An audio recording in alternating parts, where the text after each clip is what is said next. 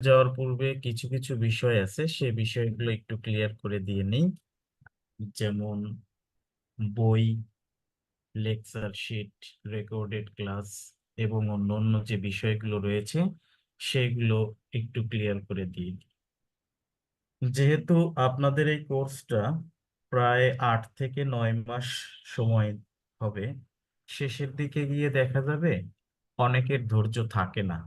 স্বাভাবিকভাবে এটা হয়ে যায় শেষের দিকে গিয়ে, মানে 5 থেকে 6 মাস পরে গিয়ে দেখা যায় ক্লাসই আর করে না। বা অনেকেই ক্লাস করলে রেকর্ডেড ক্লাস করার চেষ্টা করে, রেকর্ড থেকে দেখার চেষ্টা করে, এবং রেকর্ড থেকে দেখতে দেখতে কয়েকটা ক্লাস দেখার পরে আর রেকর্ডেড ক্লাসও দেখা হয় না। তো আপনারা যেটা খেয়াল রাখবেন, রেকর্ডেড ক্লাসটা শুধুমাত্র দুইটা কাজে ব্যবহার করবেন। একটা কাজ হচ্ছে এই এতগুলো ক্লাসের মধ্যে একটা দুইটা ক্লাস আপনাদের মিস হয়ে যেতেই পারে।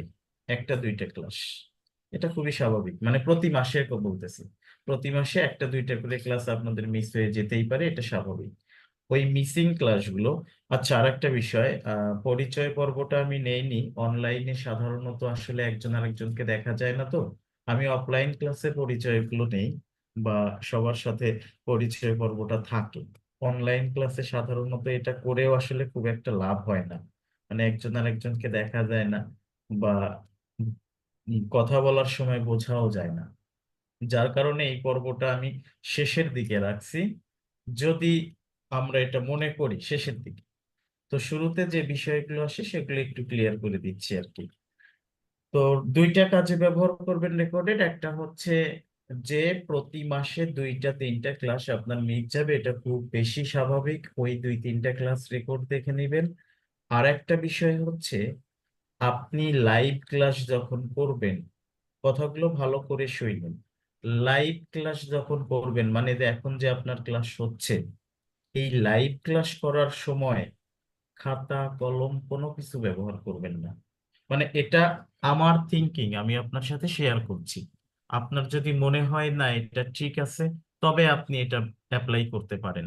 যদি মনে হয় আপনার কাছে না এটা আমার জন্য কমফোর্ট না, তাহলে আপনি এই থিঙ্কিংটা অ্যাপ্লাই নাও করতে পারেন। তো আগে শোনেন, আপনি যখন লাইভ ক্লাস করবেন তখন খাতা কলম কোনো কিছুই ব্যবহার করবেন না। দুইটা হাত গালে দিয়ে মনোযোগ সহকারে আমার কথা শুনবেন। আমি কি বলছি, কি বোঝাচ্ছি ইত্যাদি বিষয়গুলো আপনি বুঝবেন। বা প্রশ্ন করার থাকলে প্রশ্ন করবেন। মানে অঙ্ক বোঝার সময় খাতায় তুলতে গিয়ে যেন অসুবিধা না হয়। মানে যে খাতায় তুলতেছি আবার অঙ্ক বুঝতেওছি, দুইটা কাজ একসাথে করতে গিয়ে যেন অঙ্ক বুঝতে অসুবিধা না হয়।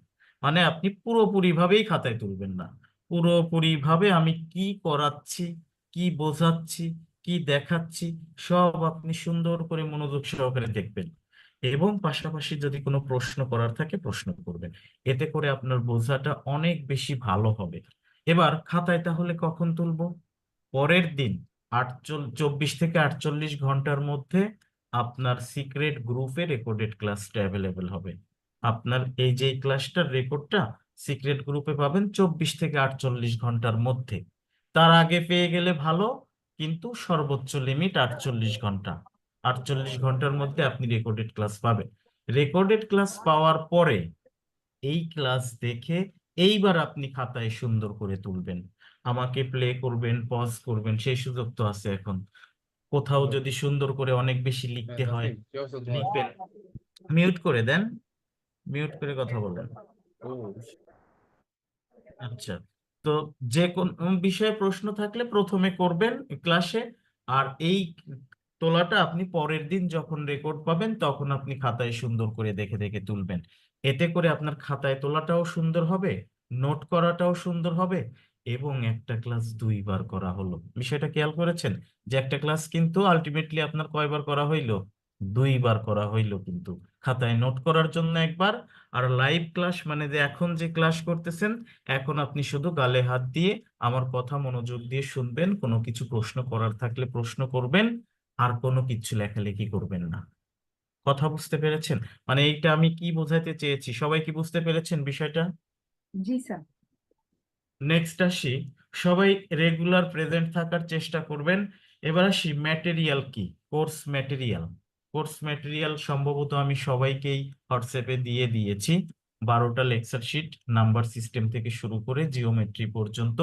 মানে কম্পিটিটিভ এক্সামের সাধারণত যে কমন সিলেবাসটা খেয়াল করেই বা কমন সিলেবাসটা অনুসরণ করেই সাধারণত যে চ্যাপ্টার গুলো আসার কথা সেইগুলোই আছে। এবং এছাড়াও এই কোর্স ম্যাটেরিয়ালে আপনার ব্যাংক কভার হবে, বিসিএস কভার হবে, স্যাট কভার হবে, ক্যাট কভার হবে, এবং আদার্স কিছু ব্যাংকের কভার হবে এই কোর্স ম্যাটেরিয়ালেই। এবং আপনি যদি চান যে একমাত্র আপনি শুধু এই কোর্স ম্যাটেরিয়ালটা পড়বেন, মানে পিডিএফটা পড়বেন, যে শীট আপনাকে আমি দিয়েছি, যদি আপনি চান শুধুমাত্র এই শীটটা পড়বেন, তবে শুধুমাত্র শীট পড়েও সম্ভব, যদি আপনি চান। ঠিক আছে, শুধুমাত্র কোর্স ম্যাটেরিয়াল মানে হচ্ছে লেকচার শিট পিডিএফ হোয়াটসঅ্যাপে সম্ভবত দিয়ে দিয়েছি, খেয়াল করবেন। না পাইলে আবার নিয়ে ভাইয়া, নিবেন, সমস্যা নেই। ঠিক আছে। হুম। আসসালামু আলাইকুম ভাইয়া, সরি আমি আসলে আপনাকে ফোন করেছিলাম, মানে আমি কোনো গ্রুপে অ্যাড হই নাই, হ্যাঁ। তো আমার একজন ফ্রেন্ড আপনারই ছাত্র, সে আর কি প্রোভাইড করলো, আমি মিস করে গেছি, আমি আপনাকে কলও করছিলাম, তো মানে আমি কিছুই শুনতে পারিনি, আপনি যদি একটু সিনথেসিসটা বলতেন। আচ্ছা, আপনি হচ্ছে যে সিক্রেট গ্রুপে অ্যাড হননি, ওটা আমি অ্যাড করে নিব। ঠিক আছে, ওটা ওকে ভাইয়া, সমস্যা নেই, থ্যাংক এখন ইউ। আপনি ক্লাস করেন। ওকে। আচ্ছা, ঠিক আছে। এখন এই যদি শুধুমাত্র আপনি এই শীটটাই পড়তে চান তাহলেই, আর যদি চান যে আপনি আর কোনো কিছু পড়বেন না, সম্ভব। কারণ লেকচার শিটে যত অঙ্ক আছে, আপনি বাজার থেকে 2-3টা বই এক জায়গায় করে দেখেন, এত অঙ্ক সাধারণত কোনো বইয়েও নাই। মানে আপনি বই পড়লে এই লেকচার শিটের চেয়ে আরো কম পড়া হবে। ঠিক আছে, এটা হচ্ছে আমার কথা। এবং আপনি হচ্ছে মিলিয়ে নিবেন একটু লেকচার শিট গুলো খুলে, বা দেখে নিবেন যে প্রত্যেকটা লেকচারের সাথে বা প্রত্যেকটা টপিকস এর সাথে বইয়ের কতটুকু মিল বা অমিল আছে, একটু দেখে নিবেন, যে কতটুকু বেশি আছে সেটা বুঝতে পারবেন, বা কম আছে সেটা বুঝতে পারবেন। এরপরেও যদি আপনি কোনো বই ফলো করতে চান, আমার দিক থেকে কোনো স্পেশাল রিকমেন্ডেশন নাই। এরপরেও যদি আপনি চান, যেটা খুবই চলে ব্যাংকের জন্য, আগারওয়ালের বইটা। তবে আগারওয়াল বইটা আসলে বাংলাদেশে কখন জনপ্রিয় হয়েছিল জানেন আপনারা? যখন অস্ট ছিল এক্সাম টেকার, যখন অস্ট ছিল, তখন আগারওয়াল বই থেকে সরাসরি কমন পাওয়া যেত। মানে আগারওয়াল বই থেকে অঙ্ক সরাসরি তুলে দিত। ঠিক সেই সময় আগারওয়ালের বইটা বাংলাদেশে জনপ্রিয় হয়েছিল ব্যাংকের জন্য। তো অস্ট তো দুর্নীতির দায়ে এখন মার্কেট আউট।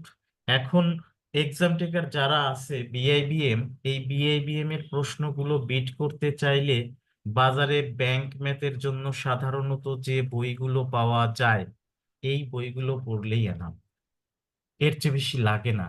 মানে 20টা প্রশ্ন থাকে না ম্যাথের, 20টা প্রশ্নের মধ্যে 12 থেকে 13 14টা প্রশ্ন আপনি সারা জীবন যতটুকু বেসিক অর্জন করে আসছেন এতটুকুতেই সম্ভব। একটু ভালো করে খেয়াল করে পড়ে দেখবেন প্রশ্নগুলো, যে আপনার যতটুকু বেসিক গেইন হয়েছে এই পর্যন্ত, এতটুকু বেসিক দিয়ে 12 থেকে 14টা প্রশ্ন পারা সম্ভব। আর যে থাকে 5 থেকে 6টা প্রশ্ন, এই 5 থেকে 6টা প্রশ্নের জন্য আপনি এখন বসে বসে ক্লাস করতেছেন।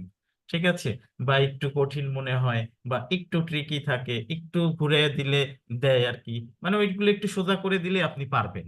মানে আমি সহজ কথায় বলতে চাচ্ছি, এই বিআইবিএম এর প্রেক্ষিতে যে ম্যাথের কোশ্চেন গুলো হয়, এগুলো মোটেও ম্যাথের কোশ্চেন আসলে যেরকম হওয়া উচিত সেরকম হয় না।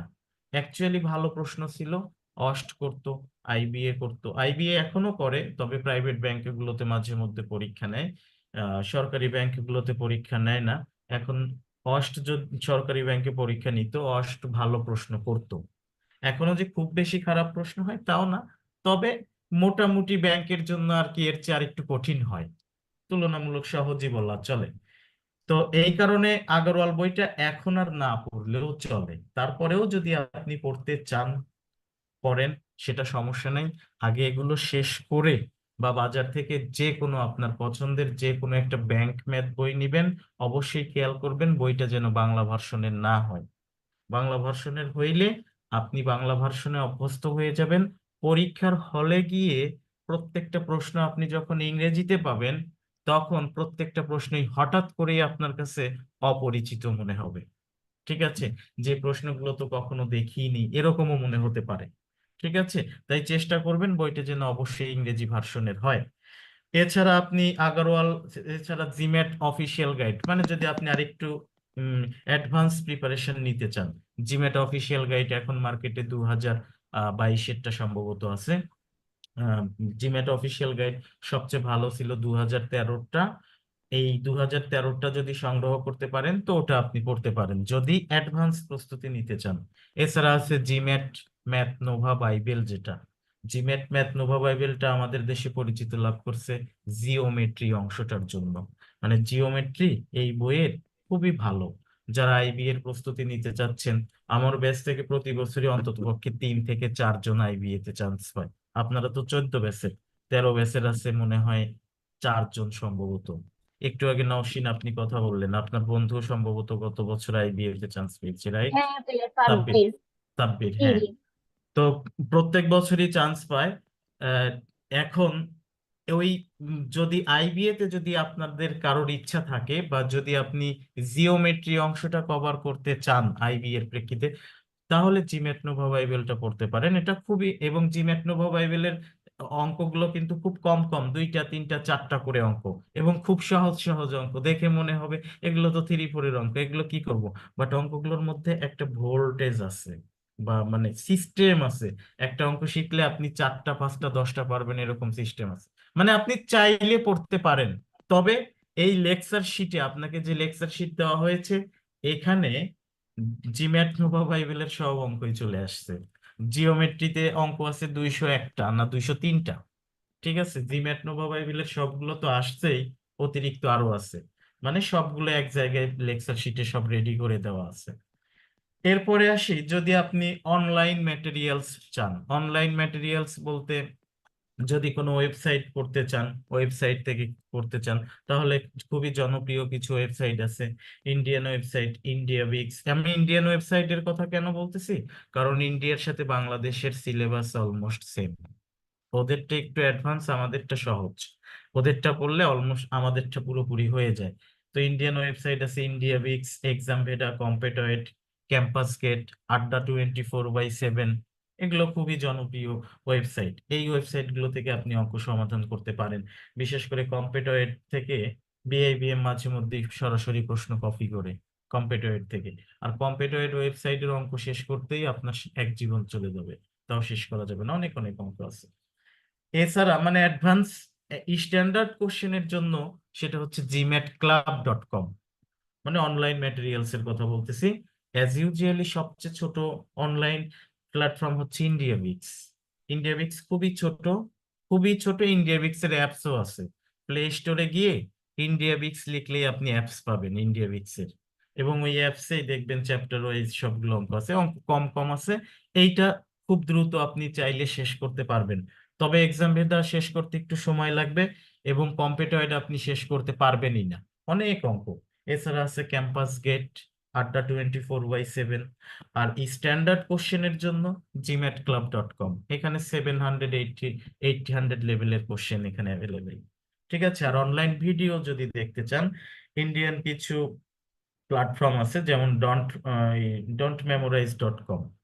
এখানে খুব ছোট ছোট ভিডিও, 2 মিনিট 3 মিনিট, ইংরেজিতে করা এবং খুবই সুস্পষ্ট। এবং এগুলো দেখলে দেখবেন যে খুব সহজে আপনি বুঝতে পারছেন। ডন্ট মেমোরাইজ.com আছে, তারপরে আন একাডেমি প্ল্যাটফর্ম আছে। এখানে ইন্ডিয়ান সব বড় বড় টিচারদের প্ল্যাটফর্ম এটা, আন একাডেমি। এই হচ্ছে বিষয়। এবার আসি, এখানে আসলে আপনারা 2 থেকে 3 ধরনের স্টুডেন্ট আছেন। 2 থেকে 3 ধরনের, এক ধরনের আছে হচ্ছে একেবারে ম্যাথে উইক। ঠিক আছে, বা সাধারণত পাওয়া যায় যেরকম, এক একটা গ্রুপের মধ্যে পাওয়া যায় যে একেবারেই উইক। আর একটা গ্রুপ আছে যারা আগে ভালো ছিল, দীর্ঘদিন প্র্যাকটিস না করার কারণে এখন একটু তুলনামূলকভাবে কম পারেন। ঠিক আছে, আগে ভালো ছিলেন, কিন্তু দীর্ঘদিন প্র্যাকটিস না করার কারণে এখন একটু তুলনামূলক কম, তবে দেখাইলে ভালো পারেন। আর একটা গ্রুপ আছে ভালো, যারা খুবই ভালো পারেন, তো এই তিনটা গ্রুপের সমন্বয়েই হুম। আসলে যেভাবে আগানো দরকার আমরা সেইভাবেই আগাবো, বা যাতে করে প্রত্যেকটা টপিকসে প্রত্যেকটা টাইপে এই তিনটা গ্রুপে যাতে উপকৃত হয় সেদিক থেকেই আমরা এভাবে আগাবো। আর একটা বিষয় হচ্ছে, যাদের একেবারেই অবস্থা খারাপ, অবস্থা একেবারেই খারাপ, আমি বলবো আপনি আগে আমাকে 2টা মাস সময় দেন। 2টা মাস বলতে 2 মাসে কত, 24টা ক্লাস হবে, মাঝে মধ্যে ছুটি থাকবে, 2 একটা ক্লাস, হয়তো কোনো কোনো সপ্তাহে 2টা ক্লাস হবে, কোনো কোনো সপ্তাহে 3টা ক্লাস হবে, তবে 2টার নিচে না। তো তো পুরো 2 মাসে দেখা যাবে কি 20টা ক্লাস হবে। আপনি আগে 20টা ক্লাস করেন, আর প্রত্যেকটা ক্লাস প্রপারলি করেন, আমি সাধারণত যেভাবে করাই, বা আমি যেভাবে প্র্যাকটিস করতে বলি, যেভাবে আগাই ওইভাবে আমার সাথে সাথে আগান। আজকে থেকে আজকের তারিখটা মনে রাখেন, বা আজকের অবস্থাটা কি সেটা চিন্তা করে রাখেন। হ্যাঁ, বলেন। তো সরি ভাইয়া, আমার নেট চলে গেছিল। আপনি বলা শুরু করছিলেন যে 3 টাইপের স্টুডেন্ট আছে, তারপরে একটু যদি বলতেন, মানে আমি একদমই মিস করে গেছি, খুব আচ্ছা মনোযোগী আচ্ছা, ছিল। আমি সেই তারপরের কথাই বলছি, সমস্যা নাই, মিস হয়ে গেলে কোনো সমস্যা নাই, রেকর্ডেড ক্লাস পাবেন, অ্যাভেলেবেল থাকবে, হ্যাঁ, কোনো সমস্যা নেই। তো যেটা বলছিলাম, যে 2টা মাস অপেক্ষা করেন, 2 মাস অপেক্ষা করার পরে আজকের অবস্থাটা আপনি নিজেকে চিনে রাখেন, আর 2 মাস পরে দেখবেন যে আপনার কনফিডেন্স ধীরে ধীরে বাড়ছে।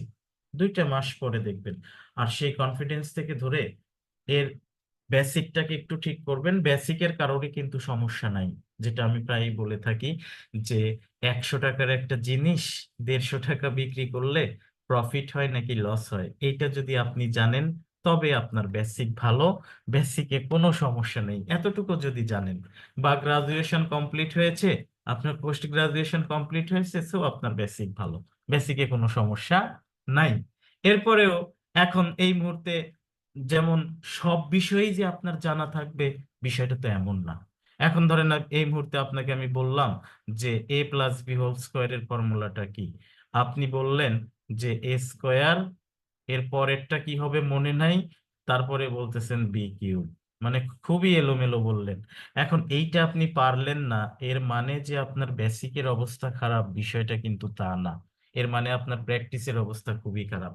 আমি তো বাংলাদেশ জাতীয় গণিত অলিম্পিয়াডের টপার, তো আমার তো তাহলে আপনি প্রত্যাশা করতেছেন যে আপনার a+b² পারা উচিত। আপনার কি মনে হয় এটা আমি পারবো? কখনোই না। এটা না। আপনি a+b² যেভাবে পারেন, আমি কি এটা পারবো? আপনি তো চিন্তা না। করতেছেন যে ভাই তো বাংলাদেশ জাতীয় গণিত অলিম্পিয়াডের টপার। টপার মানে কি, মানে পুরো বাংলাদেশ টপার, এরপরে হচ্ছে আমি ইয়ে করে আসছি, তো তাহলে তো আমার এটা পারার কথা। নো, এটা আমি পারি না। এটা যদি আমি লিখতেও চাই, আমার হিসাব করে করে ধরে ধরে লিখতে হবে, তাছাড়া আমি পারবো না। তো বিষয় হচ্ছে যে একটা বিষয় পারবেন না, হুট করে সিদ্ধান্ত নিয়ে নিবেন আপনার বেসিকের অবস্থা 12টা, আপনার অবস্থা খুবই খারাপ, না, বিষয়টা তা না। বেসিক সবারই ভালো আছে, শুধুমাত্র প্র্যাকটিসের বেসিক ভালো আছে বলতেছি, এটা কিভাবে আমি এই বয়সে আসার পরে আপনি খেয়াল করে দেখবেন, আপনার বয়স যত বাড়তে থাকবে হয়তো আপনার মুখস্থ বিদ্যা কমতে থাকবে, বা আপনি আগে যেরকম মুখস্থ থাকতো সেরকম হয়তো থাকতেছে না, কিন্তু আপনার আর একটা জিনিস কিন্তু বাড়বে, বোঝার সক্ষমতাটা কিন্তু বাড়বে। আপনি খেয়াল করে দেখেন, আপনার কোনো এক জীবনে কোনো একটা টপিকস বা কোনো একটা টাইপ বুঝতেন না, কিন্তু ওই বিষয়টা আপনি এখন অনেক ভালো বুঝেন, বা এখন মনে হয় ইস, ওই সময় যদি এটা বুঝতাম, এত সহজ একটা বিষয় কেন ওই সময় বুঝতাম না, বোঝার সক্ষমতাটা বাড়বে। সো এই স্টেজে এসে বেসিকে আসলে কারোরই কোনো সমস্যা থাকবে না। অ্যাকচুয়ালি সমস্যাটা হয় কোথায়, এই স্টেজে এসে ক্যালকুলেশনে সমস্যা থাকে, আর একটা সমস্যা থাকে ইংরেজি ডাকে। ইংরেজি ডাক বলতে কি, আপনি তো পরীক্ষায় পাবেন হচ্ছে ইংরেজিতে প্রশ্ন, 3 লাইন 4 লাইনের প্রশ্ন। যাদের ইংলিশ রিডিং হ্যাবিট খারাপ, যারা ইংলিশ মোটামুটি ভাবে পারেন, বা গ্রাজুয়েশনের সাবজেক্ট গুলো বাংলাতে ছিল এদের, বা ইংলিশ মোটামুটি কখনো পড়েনি নাই এরকম ইংরেজি বই ছাড়া, তাদের ক্ষেত্রে দেখা যাবে ইংরেজি ডাকগুলো বুঝতে কষ্ট হচ্ছে। এখন 100টা প্রশ্ন যদি থাকে, প্রত্যেকটা প্রশ্নে আইডিয়াল টাইম হচ্ছে 36 সেকেন্ড, প্রত্যেকটা প্রশ্নে। এখন মানে আপনি যদি প্রত্যেকটা প্রশ্ন টাচ করতে চান, প্রত্যেকটা প্রশ্ন তো টাচ করার দরকার হয় না, তাই না? 80টা প্রশ্ন অ্যান্সার করতে পারলে এনাফ। যদি টাস্ক করতে চান, প্রত্যেকটা প্রশ্নের জন্য সময় হচ্ছে 36 সেকেন্ড। এখন 36 সেকেন্ড সময়ে আপনি যদি 3-4 লাইনের একটা অঙ্ক, আপনি যদি 3 থেকে 4 মিনিট সময় নষ্ট করেন বাংলা বুঝতে, বা এখানে টু হলো কেন, এখানে তো বাই হওয়া উচিত ছিল, এইখানে তো অফ ছিল, বাসায় তো অঙ্ক প্র্যাকটিস করার সময় এখানে অন দেখেছিলাম, এই সব গ্রামার ঠিক করতেই যদি আপনার 3 থেকে 4 মিনিট লাগে, আপনি অঙ্কটা সমাধান করবেন কখন? আপনি এতদিন যেটা করে আসছেন, অঙ্ক করেছেন, ম্যাথ করেছেন, আর এখন আপনি যেটা করবেন সেটা হচ্ছে অ্যাপটিটিউড। সহজ কথায় মানে কঠিন জিনিসকে সহজভাবে আপনার করতে হবে, সহজভাবে উপস্থাপন করতে হবে, সহজভাবে বুঝতে হবে। কথা বুঝতে পেরেছেন? সো এই স্টেজে এসে সমস্যাটা ওইখানেই হবে ইংলিশ ডাকে, আর একটা সমস্যা হবে ক্যালকুলেশনে। তবে এই ইংরেজি ডাক বোঝার সমস্যাটা আপনার চলে যাবে একটা সময় পরে। আহ 2 থেকে 3 মাস পরে দেখেন যে আপনি ধীরে ধীরে বোঝা শুরু করছেন, বা এইটা সমস্যা কখন কবে কিভাবে সমাধান হবে এটা আপনি নিজেও বুঝবেন না। দেখবেন যে অটোমেটিক সমাধান হয়ে গেছে, বা এখন বুঝতেছেন আগের চেয়ে আপনার অবস্থা ভালো। ঠিক আছে? এর জন্য হচ্ছে আপনারা ইংরেজি ছোট ছোট গল্প পড়তে পারেন, নিউজ পেপার পড়তে পারেন, এগুলো। এবং সেই নিউজ পেপারের যে ইংরেজি আর এই ম্যাথের ইংরেজি দুইটা কিন্তু এক জিনিস না। ম্যাথের ইংরেজি গুলো খুবই সহজ, খুবই সহজ, পড়লেই পারবেন। শুধুমাত্র কনফিডেন্স রাখবেন, আশা করি এই সমস্যাটা সমাধান হয়ে যাবে।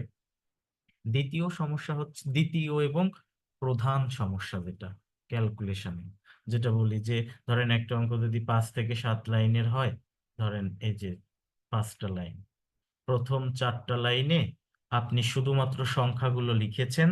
সংখ্যা লিখে কি করে, আর কোনো লেখালেখি করেন নাই, শুধু সংখ্যা লিখেছেন।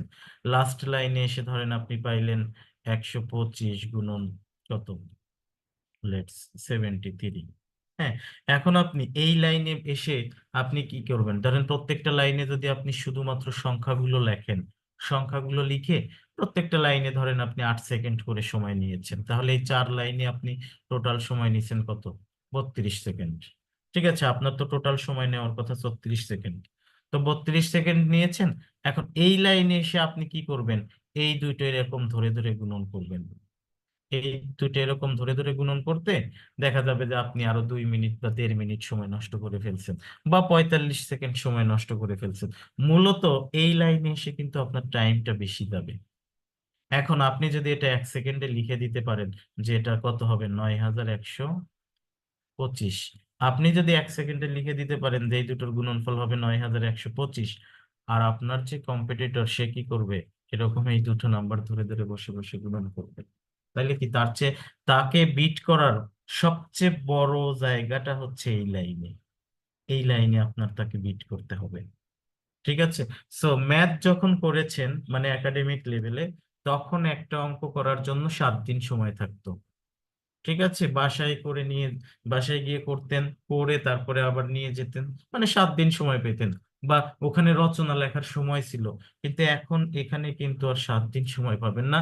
এইখানে অঙ্ক করার মানে হচ্ছে নির্ধারিত সময়ের মধ্যে অঙ্ক করা। নির্ধারিত সময়ের মধ্যে অঙ্ক করা মানে এই 36 সেকেন্ডের মধ্যে অঙ্ক করা। যদি 100টা প্রশ্ন টাচ করেন, 100টা টাচ করা লাগে না, তো আমি ধরে নিলাম যে প্রত্যেকটা অঙ্কের জন্য 50 সেকেন্ড। কিছু কিছু অঙ্ক থাকবে যে 2-3 সেকেন্ডে হয়ে যাচ্ছে, সেটা সবাই পারবে, জাস্ট দেখেই উত্তর বলা যাচ্ছে। আবার কিছু কিছু অঙ্কে থাকবে যে 2 থেকে 3 মিনিট সময় লাগতেছে, সমস্যা নাই। 2, 3টা, 4টা অঙ্ক থাকবে যাদের, যেখানে প্রত্যেকটা অঙ্কে 3 মিনিট করে সময় লাগছে। 2, 3টে অঙ্ক থাকবে, ওখানে যাক 3 মিনিট সময় যাক। আবার যে কিছু কিছু প্রশ্ন থাকবে যেখানে 5 সেকেন্ডে হয়ে যাচ্ছে, এরকম এভারেজে হয়ে যায়, আসলে পারা যায়। ঠিক আছে? আপনি পারলে, আপনি না পারলে আপনার যে কম্পিটিটর সেও পারবে না। তো যাই হোক, এই এই বিষয়টার জন্য, এই ক্যালকুলেশনের জন্য আমি শুরুতে ক্যালকুলেশনের ক্লাস নিব 3 থেকে 4টা, বা যদি আরো বেশি লাগে নিব, সমস্যা নাই। যেমন আপনাদের ব্যাচ তো 13 ব্যাচে ক্লাস নেওয়ার কথা ছিল 120টা, ক্লাস হয়েছে 134, 14টা ক্লাস বেশি হয়েছে। কোনো তো সমস্যা নেই, কোনো সমস্যা নেই। এখন আমি সাধারণত বলে থাকি টোটাল ক্লাস হবে 120টা, এর আশেপাশে।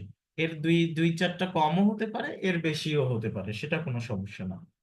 এবার আসি যেটা মোস্ট ইম্পর্টেন্ট কথা, আমাকে প্রায় সময়ই আপনারা নক করবেন। কি বলে নক করবেন? ভাই, অমুক পরীক্ষার তো রুটিন দিয়ে দিল, অমুক পরীক্ষার তো অ্যাডমিট দিয়ে দিল, এডির পরীক্ষা তো এই মাসে হওয়ার কথা, জেনারেল অফিসারের পরীক্ষা তো 1.5 মাস পরে, ক্যাশ অফিসারের পরীক্ষা তো আগামী 17 তারিখে। এইরকম অনেক মেসেজ দিবেন যে আমরা এই তারিখের মধ্যে কতটুকু আগাইতে পারবো, কতটুকু করতে পারবো। আপনাকে আমি একদম ক্লিয়ার করে বলে দিচ্ছি, এই কোর্সটা কোনো পরীক্ষাকে কেন্দ্র করে না। যেটা আমি প্রত্যেকটা কোর্সের শুরুতেই বলে দেই, কোনো পরীক্ষাকে কেন্দ্র করে না। আবারও ভালো করে শুনে নেন, এই কোর্সটা কোনো পরীক্ষাকে কেন্দ্র বা কোনো পরীক্ষাকে উদ্দেশ্য করে না। আর একবার বলতেছি, এই কোর্স কোনো পরীক্ষাকে উদ্দেশ্য করে না। ঠিক আছে? এখন আপনি বলবেন 2025 সালের তো এডি এডি পাইলাম না, ধরেন 8 থেকে 9 মাস লাগলো কোনো কারণে, দেশের সার্বিক পরিস্থিতির কারণে আমি কিন্তু 1 মাস পিছিয়ে গেছি। ঠিক আছে, যার মাঝে কিন্তু 1 মাস ক্লাস নিতে পারিনি। এখন হুট করে দেখা গেল যে কোনো না কোনো সমস্যার কারণে 2 মাস ক্লাস হচ্ছে না, তো 2 মাস পিছিয়ে গেলাম।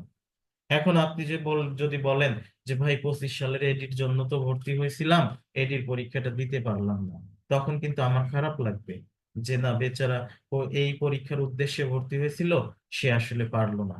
তো আমি আবারও বলছি, যদি এরকম তারা থাকে, বিকল্প কোনো ব্যবস্থা থাকলে সেটা আমি আপনাকে দিব। তবে এই প্যারাটা আমাকে কখনো দিবেন না যে ভাই কোর্স কবে শেষ হচ্ছে।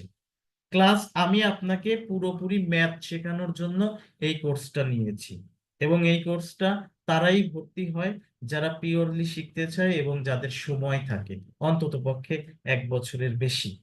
যাদের সময় 3 মাস আছে বা 4 মাস আছে বা 6 মাস আছে, তারা অ্যাজ ইউজুয়ালি এই কোর্সে ভর্তি হয় না। তাদের জন্য হয়তো বিকল্প কোনো ব্যবস্থা থাকলে আমি সেটা করে দেই, কিন্তু এই কোর্সটা যারা পুরোপুরি ম্যাথ শিখতে চায় 0 থেকে অ্যাডভান্স পর্যন্ত, কেবলমাত্র তাদের জন্য। খেয়াল করে দেখবেন যে আপনি ওইখানে 12 ক্লাসের একটা কোর্স করতেছেন, আর এক জায়গায় গিয়ে 18 ক্লাসের একটা কোর্স করতেছেন, আর এক জায়গায় গিয়ে 20 ক্লাসের একটা কোর্স করতেছেন। এরকম করে দেখবেন আপনার 3 বছর শেষ, তারপরেও আপনার অঙ্ক শেখা হবে না। এরকম অনেক আছে, আপনি খেয়াল করে দেখবেন যে অমুক জায়গায় বলতেছে ফুল কোর্স মাত্র 16 ক্লাসে শেষ হয়ে যাবে, দৌড়িয়ে গিয়ে ওখানে ভর্তি হয়। ভর্তি হওয়ার পরে 3 থেকে 4টা ক্লাস করার পরে বোঝে যে না অবস্থাটা কি হবে, এরপরে আবার আরেক জায়গায় গিয়ে 20 ক্লাসের কোর্সে ভর্তি হয়। এরকম করে 2 থেকে 3 বছর সময় কখন কিভাবে চলে যায় নিজেও বোঝেন না। অথচ আমি এটা শেষ করব 8 থেকে 9 মাসে। এই 8 থেকে 9 মাস আপনাকে একটু লেগে থাকতেই হবে। আপনি মনে করিয়েন না যে এই 8 থেকে 9 মাস তো অনেক হয়ে গেল, আমি তো অনেক পিছিয়ে গেলাম। এটা মনে করলে কিন্তু আপনি পিছিয়ে যাবেন। দেখেন, এটা কিন্তু 14 নাম্বার কোর্স, মানে ব্যাচ। তার মানে এর আগে 13টা ব্যাচ কিন্তু শেষ হয়েছে। ঠিক আছে, অনলাইনে হয়তো 14টা না, অনলাইনে শুরু করছিলাম আমি হচ্ছে 6 নাম্বার থেকে। কোনো একটা সময় বছরে 2টা করে কোর্স নিতাম, ব্যাচ নিতাম। এই কারণে 6 থেকে 14 খুব দ্রুত, প্রথমে 1 থেকে 5 পর্যন্ত অফলাইনে পড়াইছি আমি। ঠিক আছে, এর এই আটটা আটটা ব্যাচ কিন্তু শেষ। এরা কিন্তু এখন বাংলাদেশ ব্যাংকে আছে, আইবিএ তে আছে, এবং দেশের বাইরেও আছে, মানে সবাই না, যারা যাদের চেষ্টা ছিল, এবং যারা, এমনও দেখা গেছে, আমি নাম বলবো না, নাম বললে হয়তো চিনবেন, মেন্টরস এর ম্যাথ টিচার, সে আগের বছর এসে আমার কাছে হতাশ যে আমার অবস্থা শেষ, আমার তো পুরো ব্যাকগ্রাউন্ড ছিল আর্টসে, আমি তো কিছুই পারি না, আমি ইংরেজিতে খুবই ভালো, দুর্দান্ত, কিন্তু আমার অঙ্কের এই অবস্থা, আমি এখন কি করতে পারি। সে 1 বছর ক্লাস করার পরে আইবিএ তে চান্সও পেয়েছে, পরের বছরে গিয়ে মেন্টরস এসে ম্যাথ ক্লাস নেয়, যেখানে তার ইংরেজি ক্লাস নেওয়ার কথা। তার কি মানে, আমি কি তাকে সবকিছু করে দিতে পারছি? অসম্ভব। যারা বলে, দেখেন, একটা বিষয় খেয়াল করেন, আমার গ্রুপটা কিন্তু প্রায় 25,000 মেম্বারের গ্রুপ। কখনো কোনো দিন একটা সিঙ্গেল স্ক্রিনশটও কিন্তু আমি গ্রুপে শেয়ার করি নাই। খেয়াল করে দেখবেন, একটা সিঙ্গেল স্ক্রিনশট যে অমুকে, মানে সে এটা বললো যে সে এসে বলতেছে আপনারা অমুক নাম্বার ব্যাচে ছিলাম, আলহামদুলিল্লাহ আমি এখানে হয়েছি, মানে এরকম কোনো কিছু আমি কিন্তু কখনোই গ্রুপে শেয়ার করি না। কারণ আমি কি মনে করি জানেন, এই স্টেজে এসে আমার সাধ্য নাই আপনাকে চান্স পাওয়ানো। এই স্টেজে এসে যদি আপনি আমার সেই প্রাইমারি লেভেলের স্টুডেন্ট হইতেন, মানে ক্লাস 3 থেকে আপনাকে 10 পর্যন্ত পড়াইছি, তাহলে ওই স্ক্রিনশট আমি গ্রুপে শেয়ার করতাম। এই বয়সে এসে যেটা পান আপনারা আপনাদের প্রচেষ্টাতেই পান। আমি জাস্ট আপনাকে একটু জাস্ট গাইডলাইন দেই এবং কিভাবে সহজ করা যায় এতটুকুই শুধু বলি, এর বাইরে কিছু না। তো যাই হোক, অনেকটুকু প্রথম ক্লাস তো, তাই আমি অনেক বেশি কথা বলে ফেলছি। হ্যাঁ, এই কথাগুলো তার প্রত্যেকটা ক্লাসে বলা হবে না। এরপরে আপনাদের কাছ থেকেও প্রশ্ন নিব। আর একটু বলে শেষ করি, বইয়ের বিষয়ে শেষ করলাম এবং ক্লাস প্রত্যেক দিন 1.5 থেকে 2 ঘন্টা হবে, অন্তত পক্ষে 1.5 ঘন্টা, মানে 9:30 থেকে 11টা পর্যন্ত 1.5 ঘন্টা করে হবে। কখনো কখনো ধরেন একটা টপিকস আমি ধরছি, তখন 1 ঘন্টা 20 মিনিট হয়েছে ক্লাসের, এইখানে এসে আমি এখন একটা টপিকস আলোচনা করা শুরু করছি এবং সেইটা শেষ করতে করতে আমার আরো 20 মিনিট লেগে যাচ্ছে। সেই ক্ষেত্রে দেখা গেল ওই দিন 1 ঘন্টা 40 মিনিট ক্লাস হতে পারে, এটা স্বাভাবিক। কিন্তু বেশিরভাগ সময় অন্তত পক্ষে 1.5 থেকে 2 ঘন্টা ক্লাস কিন্তু সবসময় হবে। সেই প্রস্তুতি নিয়ে রাখবেন। 1 ঘন্টা ক্লাস করার পরেই মোটামুটি শুরু করবেন না যে আর বুঝতেছি না, আর পারতেছি না। প্রয়োজনে হয়তো দেখা যাবে যে কখনো কখনো আমি 2 মিনিট বা 3 মিনিট আপনাকে ব্রেক দিলাম, ঠিক আছে? বা সেটা আপনাদের সিদ্ধান্ত মতোই সেটা আগাবো, সেটা কোনো সমস্যা না। জাস্ট আপনাকে নিয়ম হিসাবে আমি বলে রাখলাম আর কি। ঠিক আছে, রবি মঙ্গল বৃহস্পতি রাত 9:30 থেকে 11টা পর্যন্ত ক্লাস, সেটা ধরে রাখবেন। কখনো কখনো এর চেয়ে বেশি হতে পারে। এবার আপনাদের এন্ড থেকে কারোর কোনো কোশ্চেন থাকলে করতে পারেন।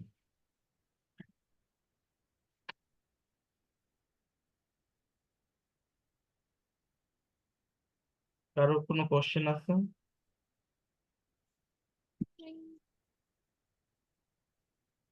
ওকে, তাহলে চলেন শুরু করি। যদি প্রশ্ন এখন এই মুহূর্তে মনে না থাকে, বা কি প্রশ্ন করবেন, বা একটা বিষয়ে প্রশ্ন করার ছিল এই মুহূর্তে আপনার মনে নাই, পরে মনে পড়লে করেন, কোনো সমস্যা নেই।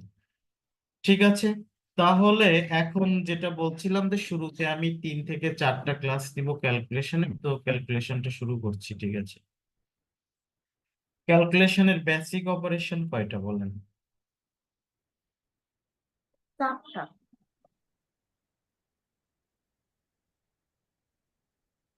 খেয়াল করবেন এখানে, এখন যে আপনি ক্লাস করতেছেন, এখন কোনো কিছু খাতায় তোলার দরকার নাই। আপনি এখন মনোযোগ সহকারে আমার কথা শুনবেন, দেখবেন, প্রশ্ন করবেন, আর ভালো করে বুঝবেন। মানে খাতায় তুলতে গিয়ে বুঝতে যেন অসুবিধা না হয়, এই বিষয়টা খেয়াল রাখবেন। আর খাতায় আচ্ছা, তুলবেন কবে? কালকে। যখন রেকর্ডেড ক্লাসটা আমি যখন গ্রুপে দিয়ে দিব, তখন আপনি রেকর্ড দেখে খাতায় তুলবেন। এতে করে কয়েকটা লাভ হবে। কয়টা লাভ হবে? একটা লাভ হচ্ছে কি, ক্লাসটা আপনার 2বার দেখা হলো, নাম্বার 1। নাম্বার 2 হচ্ছে কি, আপনি যখন লাইভ ক্লাস করতেছেন তখন আমার কথাগুলো আপনি খুব সুন্দর করে বুঝতে পারতেছেন। আবার যখন খাতায় নোট করবেন, তখন খাতায় নোট করাটাও খুব সুন্দর করে হবে। এখন কি আপনি ক্লাস করার সাথে সাথে খাতায় সুন্দর করে নোট করতে পারবেন? এটা কি সম্ভব? সম্ভব না। না। কিন্তু রেকর্ডেড ক্লাস যখন পাবেন, তখন যেখানে খুশি চাইলে সেখানে পজ করতে পারবেন, প্লে করতে পারবেন, সুন্দর করে খাতায় নোট করতে পারবেন। লাল কালি, নীল কালি, সবুজ কালি ইত্যাদি কালি দিয়ে লিখে লিখে লিখে যেভাবে আপনার ডিজাইন করা দরকার করতে পারবেন। মানে সবকিছুই সুন্দর করে ম্যানেজ হবে। এটা আমার থিঙ্কিং। আপনার কাছে যদি এই থিঙ্কিংটা ভালো না লাগে, আপনি এটার বিকল্পটাও করতে পারেন। তবে এটা আপনাকে শেয়ার করা, যে চাইলে এরকম আপনি করতে পারেন। ঠিক আছে, তো চলেন, বেসিক অপারেশন কি? 4টা: প্লাস, মাইনাস, মাল্টিপ্লিকেশন, হ্যাঁ। ডিভিশন। ঠিক আছে, এডিশন, সাবট্রাকশন, এটাকে কি এডিশন, সাবট্রাকশন, মাল্টিপ্লিকেশন, ডিভিশন। এছাড়া আরো কিছু অপারেশন আছে, যেমন squaring number, cubing number, square root, cube root, perfect square number, তারপরে পার্সেন্টেজ, ওগুলো মাল্টিপ্লিকেশনেরই আর কি। তো বেসিক হচ্ছে এই 4টা।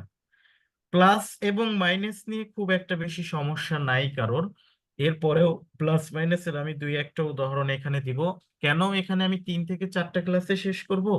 কারণ প্রত্যেকটা অঙ্ক যখন আমি দেখাবো তখন আবার এই ক্যালকুলেশন গুলো দেখাবো। যে কারণে এখানে আমি খুব একটা বেশি দেখাবো না, তুলনামূলক বেশি দেখাবো অঙ্কের সাথে। এখানে যতটুকু না দেখালে নয় ততটুকু আমি দেখাচ্ছি আর কি। তো অ্যাডিশনের ক্ষেত্রে কিরকম সহজ করতে পারেন, যেমন ধরেন 648 আর 345, এই দুটি নাম্বার। এটা এডিশনের ক্ষেত্রে কি করতে পারি, আমরা ভেঙে ভেঙে করতে পারি। প্রথমে কি 600 আর 300 নিব, 600 আর 300 নিলে কত, 900। 900, এরপরে কি এখানে 40 নিব, এখানেও কি 40 নিব, 40 আর 80, 40 কত, 80, 980। 8 আর 5 কত, 13, 980 আর 13 কত, 993, এরকম। ঠিক আছে, ধরেন 858 এবং 634। প্রথমে কি 800 আর 600 নিলাম, কত, 1400। 1400, এরপরে কি 50 আর 30 নিলাম, কত, 80, 80, 1480। আর 8 আর 4 কত, 12, তার মানে 12, কত, 1492, এরকম। মানে মাঝে মধ্যে এরকম ইজি করতে পারি। এরপরে ধরেন সাবট্রাকশনের ক্ষেত্রে কি করতে পারি, সাবট্রাকশনের ক্ষেত্রে যেমন ধরেন 96 আর হচ্ছে 48। এটা বিয়োগ করার সময় যেটা করতে পারি সেটা হচ্ছে আপনি এই দুটোর যে কোনো একটাকে 10 এর মাল্টিপুলে নিয়ে যেতে পারেন। এই দুটোর যে কোনো একটাকে 10 এর মাল্টিপলে, বিশেষ করে নিচেরটাকে 10 এর মাল্টিপলে নিলে বেশি সহজ হয়। 10 এর মাল্টিপলে মানে কি, এই 48 এর আশেপাশে 10 এর মাল্টিপল কত আছে বলেন, 40 বা 50 50, না, 50 বেশি না, করে, 40 নিলেও সমস্যা নাই, কিন্তু একটু বেশি দূরে কাছেরটা নিবেন, ক্লোজেস্টটা। 50, তো দেখেন এটাকে 50 করে দিলাম, এখানে কত বাড়াইছি, 2, 2, উপরেও 2, 2 2 বাড়ায় দিবেন, এটাও কত, 98, 98। অর্থাৎ 96 থেকে 48 বিয়োগ করাটা কিন্তু সহজ না, কিন্তু 98 থেকে 50 বিয়োগ করা কিন্তু খুব সহজ। জি স্যার, 96 থেকে 48, 48 বিয়োগ করতে হলে এখানে কি, যদি নিচেরটার চেয়ে ছোট হয় 1 ধরে নিতে হয়।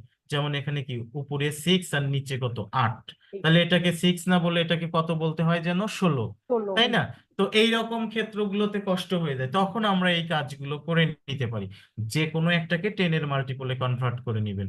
যেমন নিচেরটাকে 10 এর মাল্টিপলে কনভার্ট করলাম, 48কে 50 বানাইলাম। এবার এখানে 48কে 2 বেশি করে লিখেছি, তো না উপরেরটাও 2 বেশি লিখবো। 98 থেকে এখন 48 বিয়োগ করলে কত হচ্ছে, খুব সহজ, 48, 48।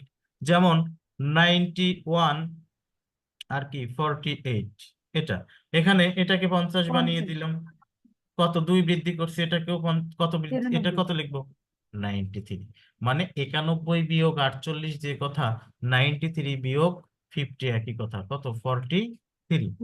এরপরে ভেদিক ম্যাথমেটিক্স এর একটা রুল আছে। ভেদিক ম্যাথমেটিক্স হচ্ছে ইন্ডিয়ান একটা এই সিরিজ। এখানে এটার রাইটার হচ্ছে শ্রী ভারতিক কৃষ্ণ আচার্য, 1960 সালে লিখেছিল।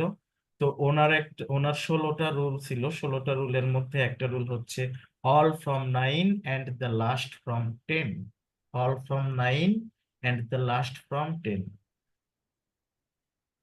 all from 9 and the last from 10। এটা কি, এটা হচ্ছে ধরেন একের পরে অনেকগুলো শূন্য আছে এরকম সংখ্যার ক্ষেত্রে অ্যাপ্লিকেবল। এটা থেকে আমি বিয়োগ করব, লেটস 3, 4, 8, 6, এটাকে। এখন এই all from 9 and the last from 10 এর মানে হচ্ছে এই যে সবগুলো উপরে যদি একের পরে শূন্য থাকে এরকম সংখ্যার ক্ষেত্রে এটা অ্যাপ্লিকেবল। এই যে সবগুলো ডিজিট থেকে আমরা, এই যে সবগুলো ডিজিট মানে কি, যে শুধুমাত্র নিচের সংখ্যাটা দেখলেই হবে, এই জি স্যার, সবগুলো ডিজিট থেকে আমরা শুধুমাত্র 9 এর পার্থক্য নিব, আর এই লাস্টেরটাকে থেকে 10-এর পার্থক্য নেব। মানে বিষয়টা কিরকম, এইটা কত, 3, 9 হতে কত লাগবে বলেন, 6। 6, আচ্ছা, এটা আছে কত, 4, 9 হ্যাঁ, হতে কত লাগবে বলেন, 5, 5। এটা জি আছে 8, 9 হতে কত লাগবে, 1, 1। এই সবগুলো আমরা কোত্থেকে কার সাথে ডিফারেন্স নিছি, 9 এর 9 এর সাথে। সাথে, আর লাস্টেরটা নিব 10 এর সাথে। 10 এর সাথে, লাস্ট এটা কত, 6, এটা 6, 10 হতে কত লাগে, 4, 4। অর্থাৎ 10,000 থেকে এই সংখ্যাটা বিয়োগ করলে এটা হবে। আপনি বিয়োগ করে দেখেন, যদি ক্যালকুলেটর এটা আসে তো ক্যালকুলেটর ভালো, না আসলে ক্যালকুলেটর খারাপ। ঠিক আছে, ধরেন আরো একটু দেখি, আরো দুই একটা দেখি।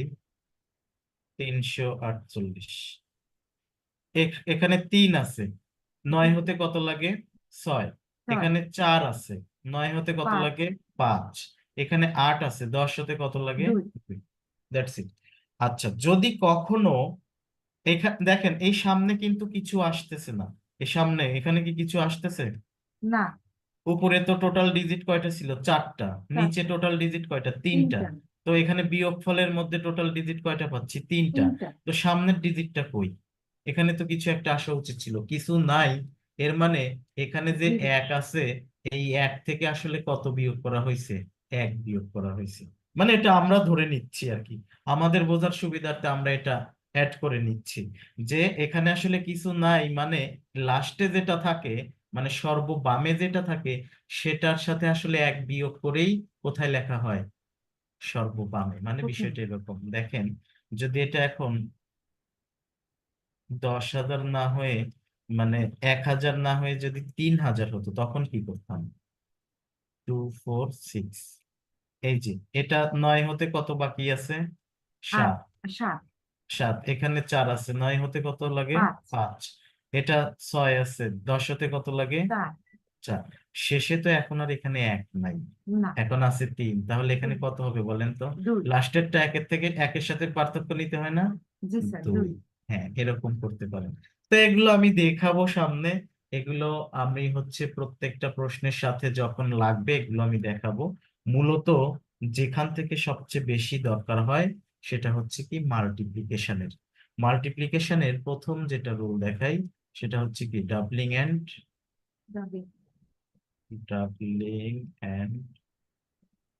হাবিং মেথড। ডাবলিং এন্ড হাবিং মেথডটা কি দেখেন, ধরেন আমি দুইটা সংখ্যা নিলাম, 8 আর 6, এই দুটোর গুণনফল কত? 48। 48 এখন এই দুইটা নাম্বারের মধ্যে যদি কোনো একটাকে আমি ডাবল করি, ধরেন এটাকে ডাবল করে দিলাম, কত হচ্ছে? 16 16। জি স্যার 16, তাহলে আদার্স কম্পোনেন্টকে কি করা উচিত যাতে করে প্রোডাক্ট সেম থাকে? অর্ধেক আমি এটাকে ডাবল করে দিয়েছি, জি তাই না? স্যার 16। আদার্স কম্পোনেন্ট মানে 6, 6 এটাকে কি করা উচিত যাতে করে দুইটার গুণনফল সে আগের মতো সেম থাকে? অর্ধেক অর্ধেক করা করতে হবে উচিত না? জি দেখেন, স্যার এই যে 6 কে অর্ধেক করলে কত হবে? 3। 3 ষোলো কত? 48। 48 এইটাকেই বলা হচ্ছে ডাবলিং এন্ড হাফিং মেথড, মানে যে কোনো একটাকে ডাবল করা, আদার্স কম্পোনেন্টকে হাফ করা। যেমন 12 গুণন 16, এখানে এইটাকে যদি আমি ডাবল করে দেই কত হবে? 24 24। এটাকে কি করে দিব? অর্ধেক অর্ধেক করতে করে হবে দিব, কত 4 হবে? 8। না 8 8, তাই না? 12 জি স্যার গুণন 16 যে কথা, 24 গুণন 8 একই কথা। একই কথা 12কে 16 দিয়ে গুণন করা যতটা না সহজ, 24কে 8 দিয়ে গুণন করা কিন্তু তার চেয়ে একটু হলেও কি হবে? সহজ বেশ হবে। এই পর্যায়ে এসেও যদি আপনার কাছে কঠিন লাগে, আপনি প্রসেসটা আর একবার রিপিট করবেন। এটাকে আবার ডাবল করে দিলে কত হবে? 48। এটাকে 8 আবার অর্ধেক করে দিলে কত হবে? 4 4। মানে 12 গুণন 16 যে কথা, 24 গুণন 8ও একই কথা, 48 গুণন 4ও কিন্তু একই কথা। একই কথা তো এখন 48কে 4 দিয়ে গুণন করা মানে, যে কোনো সংখ্যাকে 4 দিয়ে গুণন করার মানে হচ্ছে ওই সংখ্যাকে 2 বার করে ডাবল করা। যেমন 48কে ডাবল করলে কত হবে? যেমন ধরেন 3.5 × 4, এই 3.5কে 4 দিয়ে গুণন করা মানে কি? 3.5কে 2 বার করে ডাবল করা। 3.5কে একবার ডাবল করলে কত? 7। 7কে ডাবল করলে কত হবে? 40 14। অনুরূপ ভাবে 48কে ডাবল করলে কত হবে? 96।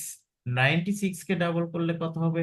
90 এর ডাবল 192 180, 6 এর ডাবল 12, 192।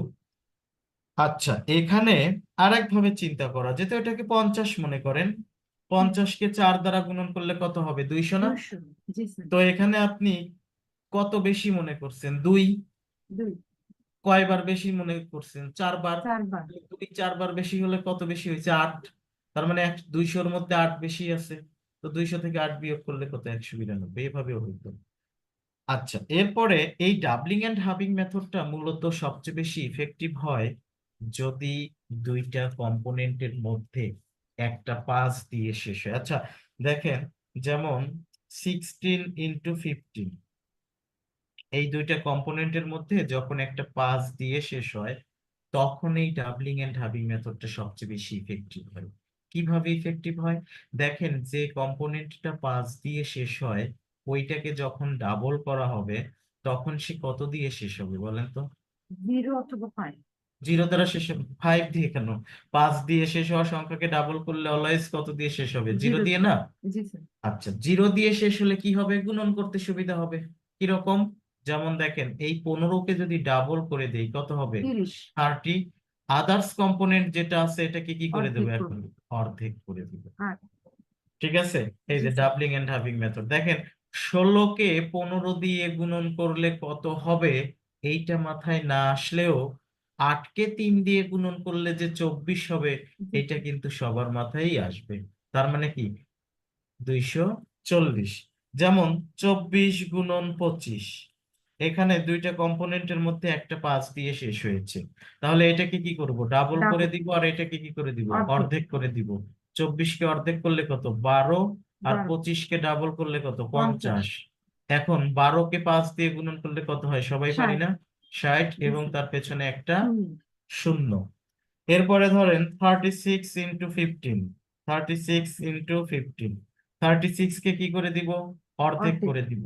18, 15 কে কি করে দিব? ডাবল করে ডাবল দিব। ডাবল করলে কত হবে? 30 30। 3 × 18 কত? 54, মানে 54 540।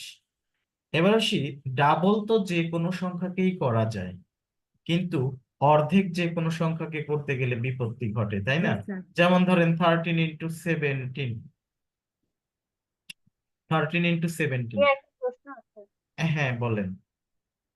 ভাইয়া আপনি এর আগে যেরকম 8 × 6 করছিলেন সেখানে তো 8 কে হচ্ছে যে ডাবল করছিলেন আর 6 কে হাফ করছিলেন তাই না? তো হুম হুম। 5 যখন আসলো তখন উল্টাটা হলো কেন ভাইয়া? মানে প্রথম সংখ্যাটাকে আপনি হচ্ছে মানে হাফ করে পরের সংখ্যাটাকে ডাবলিং করলেন যে? আচ্ছা, এইটা তো কোনো বিষয় না, যে কোনোটাকে ডাবল করা যায় এখানে আমাদের সুবিধা নেওয়ার জন্য। ঠিক আছে। আচ্ছা মানে এই, যে কোনোটাকে ডাবল বা হাফ হ্যাঁ করা যায় হ্যাঁ আমার হ্যাঁ ইচ্ছা হ্যাঁ, মতে। ইচ্ছা মতো। তো গুণনের ক্ষেত্রে তো তাই, 3 × 2 আচ্ছা আচ্ছা যে কথা, 2 × 3ও একই তো কথা, তাই না? আচ্ছা। তো এখানে আমরা সুবিধা নেওয়ার জন্য যেটা 5 দিয়ে শেষ হয়েছে সেটাকে ডাবল করেছি। ওকে। এবার দেখেন 13 × 17, এই দুটো নাম্বারকেই কিন্তু ডাবল করা যায়। 13কেও ডাবল করা যায়, 17কেও ডাবল করা যায়, কিন্তু অর্ধেক করতে গেলেই তো বিপত্তি ঘটবে, জি তাই স্যার। না? জি স্যার। 13-এর অর্ধেক কত? 6.5। 5 17-এর অর্ধেক কত? 8.5। 8.5 এখন এই গুণনটা হয়তো আমি এই মেথডে করব না, অন্য কোনো মেথড আছে যেটা সামনে আমরা দেখব, সেখানে হয়তো করব। তবে এই গুণনটাকে আমি যদি এই মেথডে করতেই চাই তবে কোনটাকে অর্ধেক করা উচিত আর কোনটাকে ডাবল করা উচিত বলেন? দেখেন, গুণন করার সময় আমরা যত ছোট নাম্বার পাবো গুণন করতে তত বেশি সুবিধা হবে না? জি স্যার। প্রথমটা করতে হবে। তার মানে কোনটাকে অর্ধেক করলে বেশি ছোট নাম্বার পাচ্ছি? প্রথমটা 13 13, 6.5। আর এটাকে কি করে দিব? Double double. ডাবল করে দিব। ঠিক আছে, এখন 6 এর সাথে 34 গুণন করব, আর 34 এর সাথে কত গুণন করব? 0.5 0.5। আমি মূলত এখানে 0.5 এর গুণন কিভাবে করতে হয় সেটা দেখানোর জন্য এই উদাহরণটা নিয়েছি। দেখেন, যে কোনো সংখ্যাকে 0.5 দ্বারা গুণন করার মানে কি? সংখ্যাটিকে কি করা? অর্ধেক করা অর্ধেক না? করা জি স্যার। তো এটার মানে কি? 0.5 মানে 5 বাই, এই পয়েন্টের জন্য নিচে একটা 1 1 হয়, পয়েন্টের 0 পরে যতগুলো ঘর থাকে ততগুলো শূন্য, ইনটু কি 34। 34 এখানে কি 34 সংখ্যা ডিভাইডেড বাই 2। দেখেন এখানে ফরম্যাটটা কি দাঁড়ালো সেটা আমার কনসার্নের বিষয়, যে 34 কে যখন 0.5 দ্বারা গুণন করলাম তখন এখানে কি দাঁড়ালো? 34 ডিভাইডেড বাই 2, দ্যাট মিনস যে কোনো সংখ্যাকে 0.5 দ্বারা গুণন করার মানে হচ্ছে সিম্পলি সংখ্যাটিকে কি করে দেওয়া, অর্ধেক করে দেওয়া। ছোট করে দাও, যেমন ধরেন 50% আর কি। হ্যাঁ, যেমন ধরেন সবসময় যে এরকম হবে বিষয়টা তা না। ধরেন 0.8 ইন্টু 5 এরকমও পাইতে পারেন আপনি। জি 0.8 ইন্টু 5 যে কথা, 8 ইন্টু 0.5 তো একই কথা। জি স্যার একই কথা না? একই জি কথা স্যার কেন সেটা আমি একটু পরে বলছি। এখন এই ফরম্যাট থেকে এই ফরম্যাটে এসে আমার কি লাভ হলো? হ্যাঁ, লাভ হয়েছে একটা। কি লাভ? এখন আমরা জানি যে কোনো সংখ্যার সাথে 0.5 দ্বারা গুণন করা মানে অর্ধেক সিম্পলি করবে। সংখ্যাটিকে অর্ধেক করে দাও। এখন কথা হচ্ছে এইটা আর এটা এক জিনিস কেন? কেন এক জিনিস হবে? অবশ্যই এক জিনিস। এখানে ডেসিমালের পরে টোটাল ঘর কয়টা আছে? একটা। একটা এখানেও তো ডেসিমালের পরে টোটাল ঘর কয়টা আছে? একটা একটা। তার মানে কি, আমি যদি এটাকে ভাঙ্গি, এটাকে যদি আমি ডেসিমাল তুলে দেই, কি হওয়া উচিত? এই ডেসিমালের পরে একটা ঘর ছিল, ডেসিমালের জন্য এক হয়, আর ডেসিমালের পরে একটা ঘরের জন্য কি হয়? জিরো শূন্য হয় না? এখানেও তো তাই হবে। 8 ইন্টু 5 ওই ডেসিমালের জন্য কি এক, আর ডেসিমালের পরে একটা ঘর দিলে শূন্য। দেখেন এইটার এটা একই জিনিস না? এই জি স্যার কারণে পয়েন্ট এদিক সেদিক শিফটিং করা যায় সিস্টেম অনুযায়ী, বা সিস্টেম মতে পয়েন্ট এদিক সেদিক শিফটিং করা যায়। কথা বুঝতে পেরেছেন? জি যেমন স্যার ধরেন 9.4 ইন্টু 5 পেলাম, কখনো কখনো আমি 9.4 ইন্টু 5 পেয়েছি। আমি সাথে সাথে এটাকে চিন্তা করব কি, 94 ইন্টু ইন্টু 0.5। 0.5 94 ইন্টু 0.5 মানে সিম্পলি 94 এর অর্ধেক, কত? 47 47। তাই না? এরকম কাজ করবে। আচ্ছা, এরপরে যেটা, এগুলো নিয়ে সামনে আমি আবার কথা বলবো, আপাতত এখন আমি শুধু রুল গুলো বলে যাচ্ছি। দ্বিতীয় রুল হচ্ছে স্প্লিট এন্ড মার্জ মেথড। মাঝে স্প্লিট মানে কি? বিভক্ত করা। হ্যাঁ। মার্জ মানে কি? একত্র করা। সবাই কথা বলার চেষ্টা করবেন। এখন তো স্পোকেন ক্লাস চলতেছে, math spoken.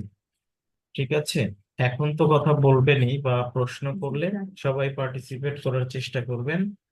Okay, split and merge method. যেমন একটু আগে আমরা এই গুণনটা দেখলাম, 12 গুণন 16, কি ডাবলিং এন্ড হাবিং মেথডে দেখলাম। এটাকে যদি স্প্লিট এন্ড মার্জ মেথডে দেখি, স্প্লিট এন্ড মার্জ মেথড মানে বিষয়টা আসলে কি? দেখেন এখানে 12 মোট কতবার আছে? 16 বার। আমি 16 বার যদি 12 কে 16 বার না নিয়ে 12 কে প্রথমে 10 বার নেই, এরপরে 12 কে 6 বার নেই, 6 তাহলে বার হবে না? জি স্যার এটা লেখা লাগে না, আপনাকে খেয়াল করানোর জন্য আমি লিখলাম আর কি, যে 12 কে আমি প্রথমে 10 বার নিব, এরপরে 12 কে কয়বার নিব? 6 বার। তাহলেই তো 12 কে মোট 16 বার নেওয়া হলো। তো 12 কে 10 বার নিলে কত? 120। 120 আর 12 কে 6 বার নিলে কত? 72। 120 72 আর 72 কত? 192 92। এইটাকে বলা হচ্ছে স্প্লিট এন্ড মার্জ মেথড। এখানে আমি কাকে স্প্লিট করলাম? 16 কে স্প্লিট করেছি। ওই যে 16 কে ভাঙছি, 10 আর 6 না? জি স্যার জি স্যার, কাকে এটা স্প্লিট করেছি? এটা সুন্দর। 10 আর হম 10 আর 6। এটা হচ্ছে কি স্প্লিট এন্ড মার্জ মেথড। মাঝে এবার আমি 12 কেও তো স্প্লিট করতে পারতাম। জি স্যার 16 কে 10 বার নিব, আর 16 কে কয়বার নিব? 2 বার 2 বার নিব। তাহলেও তো হতো যে 16 কে 192 10 বার নিলে 160, আর 2 বার নিলে কত? 32। 32 এখানেও তো কত হচ্ছে? 192 192। এখন আমার কথা হচ্ছে, স্প্লিট যদি করতেই হয়, তবে কোনটাকে স্প্লিট করা উত্তম? উত্তম মানে কি, ওই কাজটা না করলেও হয়, তাই না? মানে এখানে যেটা করছি সেটাও চলে, তবে স্প্লিট যদি করতেই চাই, তবে কোনটাকে করা উচিত? বড়টা কি শূন্য। স্যার? বড় না, ঠিক শূন্য দিয়ে শেষ হওয়া সংখ্যার কাছাকাছি যে থাকবে। যেমন ধরেন আচ্ছা, কত? 15 into 21।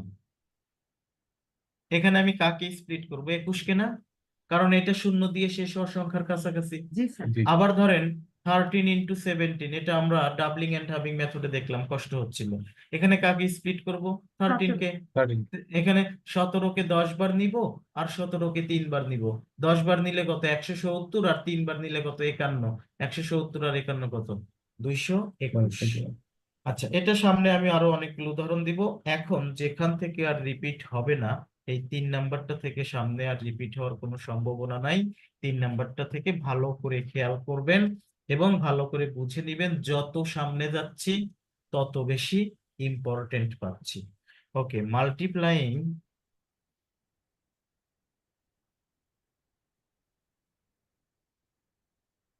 by 5 with any number,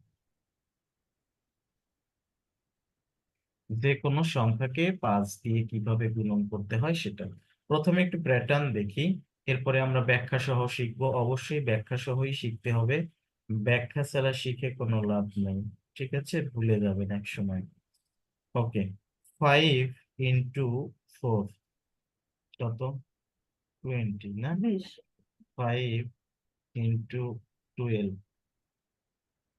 60, 4 5 into 18 90, 74 5 18 into 32 160 160, 5 into 48 240, 40 ঠিক আছে? জি স্যার তো এখন একটু প্যাটার্নটা আগে দেখি। প্যাটার্ন হচ্ছে, দেখেন, যে কোনো সংখ্যাকে যখন 5 দিয়ে গুণন করতে হয় তখন ওই সংখ্যাটির অর্ধেক নিয়ে তারপরে একটা শূন্য বসাইতে হয়। যেমন 4-এর অর্ধেক কত? 2 এবং 2 তারপরে একটা শূন্য। 2 যেমন 12-এর অর্ধেক কত? 6 6 এবং তারপরে একটা শূন্য। 0 18-এর অর্ধেক কত? 9 9 এবং তারপরে একটা শূন্য। 0 32-এর অর্ধেক কত? 16 16 এবং তারপরে একটা শূন্য। 48-এর অর্ধেক কত? 24 এবং তারপরে একটা শূন্য। মোরওভার এটাকে আমরা ডাবলিং এন্ড হাফিং মেথডেও কিন্তু করতে পারতাম। এতে সবগুলো 5 দিয়ে শেষ, ডাবল করে দিলে 1 দিয়ে শেষ হবে, সবগুলোকে ডাবল করে দিলে 10 হয়ে যাবে না? জি যেমন স্যার 5 ইন্টু 12, এটাকে যদি আমি ডাবলিং এন্ড হাফিং মেথডে করতাম কি হতো? এটা 10 হতো, এটাকে ডাবল করতাম আর এটাকে অর্ধেক করে দিতাম। অর্ধেক তো যাই 4 হোক, এখন আমরা এখানে যে রুলটা বললাম এটা ডিটেইলসে আগে বুঝে আসি। যে প্রথমে আগে দেখি, হয়তো আপনি প্রশ্ন করতে চাচ্ছেন, ভাই যেগুলো অর্ধেক করা যাবে না সেগুলো কি হবে? সেগুলো কি হবে সেটা আমি পরে দেখাবো। আগে আপাতত আপনি দেখেন যেগুলো অর্ধেক এখানে আসলে কি অ্যাপ্লাই হয়েছে সেটা খেয়াল করেন। লজিকটা আগে দেখেন। লজিকটা হচ্ছে, 5 কে কি 10 ডিভাইডেড বাই 2 লেখা যায়? না 5 কে কি 10 জি ডিভাইডেড? ও আচ্ছা লেখা যায়। স্যার জি স্যার লেখা যায় স্যার জি লেখা যায়। আচ্ছা, তো 10 ডিভাইডেড বাই 2 মানে কি? হাফ ইন্টু 10 না? জি জি স্যার অর্থাৎ কোনো একটা সংখ্যাকে 5 দিয়ে গুণন করার যে কথা, ওই সংখ্যাটিকে হাফ এবং 10 দিয়ে গুণন করা একই কথা। যেমন 5 ইন্টু 36, এই 36 কে প্রথমে আমি হাফ দিয়ে গুণন করব। দেখেন 36 কে যখন হাফ দিয়ে গুণন করব, এর মানে 36 কে কি 2 দিয়ে ভাগ করা না? জি তো স্যার 36 কে 2 দিয়ে ভাগ করা মানে কি 36 এর 18 অর্ধেক না? জি অর্ধেক স্যার কত? 18, 18 18। এরপরে সেই 18 কে কি দ্বারা গুণন করা উচিত? 10 দিয়ে 10 গুণন করা দিয়ে উচিত। যখন 18 কে আমি 10 দিয়ে গুণন করব তখন তার পেছনে একটা শূন্য চলে আসবে না? জি এই স্যার কারণে রুলটা এরকম হচ্ছে যে, যে কোনো সংখ্যাকে 5 দিয়ে গুণন করার মানে হচ্ছে সিম্পলি সংখ্যাটিকে অর্ধেক করে তারপরে একটা শূন্য বসানো। যেমন 5 ইন্টু 56 কি যেন হওয়া উচিত? এই 56 কে প্রথমে অর্ধেক হাফ করুন দিয়ে গুণন করা উচিত। হাফ দিয়ে গুণন করা মানে কি? একে 2 দিয়ে ভাগ করা। ভাগ করুন 2 দিয়ে ভাগ করা মানে কি? এটার অর্ধেক নেওয়া। অর্ধেক এটার করুন অর্ধেক কত? 28 28, ঠিক আছে? এরপরে একে 10 দিয়ে গুণন করতে হবে। এই 0 28 কে 10 দ্বারা গুণন করলে কত হবে? এর পিছনে 280 একটা শূন্য চলে আসবে, 280। বিষয়টা বুঝতে পেরেছেন যে কেন জি অর্ধেক স্যার নিয়ে তার পেছনে শূন্য বসতেছে? এবার ইয়েস আসি, এগুলোকে তো অর্ধেক করা গেল, যদি অর্ধেক করা না যায় তখন কি হবে সে সংখ্যাগুলোর ক্ষেত্রে? যেমন 5 into 21, 5 into 45, 5 into 49, 5 into 61, 5 into 83, 5 into 145, 5 × 183। দেখেন এই সংখ্যাগুলোকে এখন অর্ধেক করা যাচ্ছে না।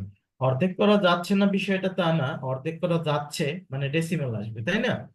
তো জি এই স্যার সংখ্যাগুলোর ক্ষেত্রে কি করতে পারি এখন খেয়াল করেন। দেখেন আমরা একটু আগে দেখে আসলাম যে 5 মানে কি হাফ ইন্টু 10, 10 এটা দেখে আসলাম না?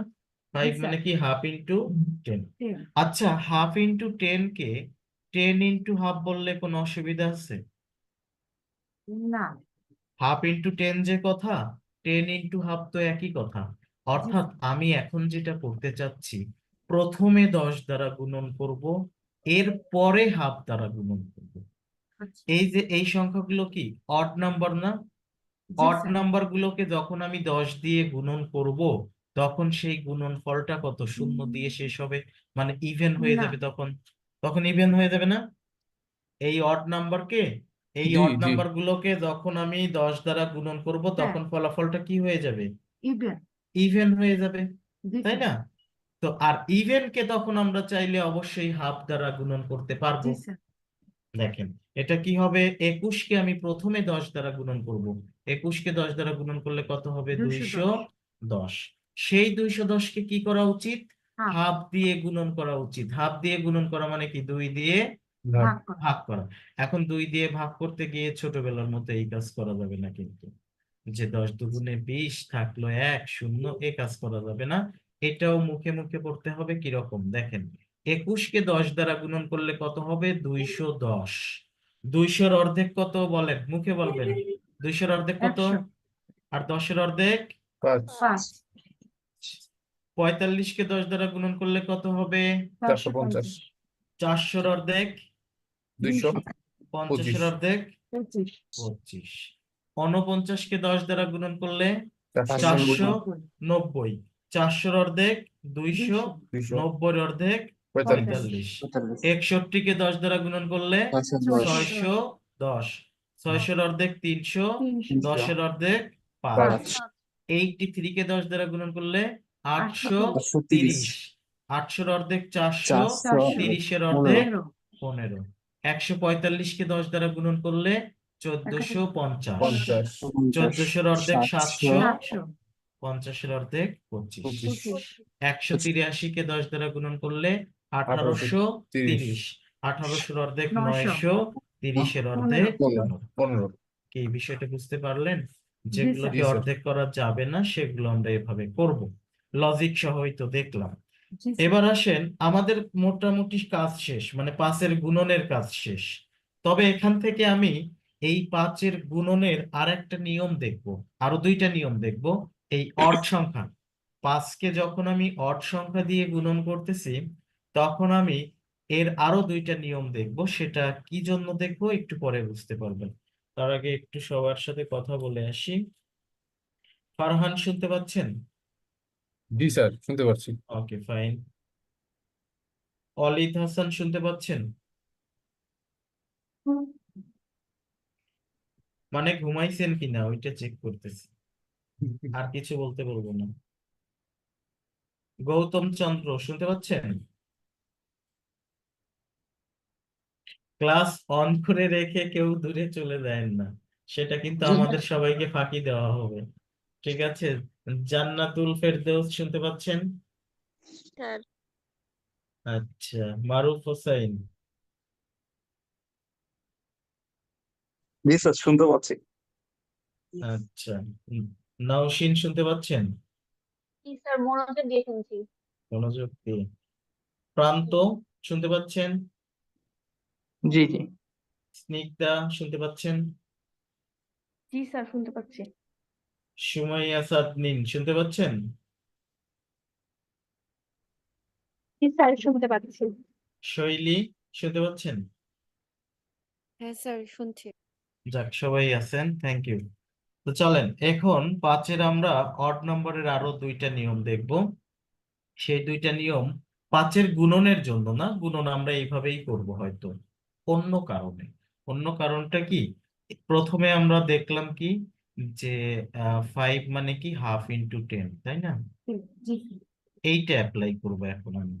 হাফ ইন্টু 10 যদি এই 5 ইন্টু 21 এর সাথে অ্যাপ্লাই করি, খেয়াল করে দেখেন প্রথমে এই 21 কে কি করা উচিত, হাফ দিয়ে হাফ গুণন করে। করা উচিত।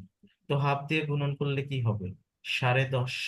জি স্যার ধীরে আস্তে করে, আরাম করে।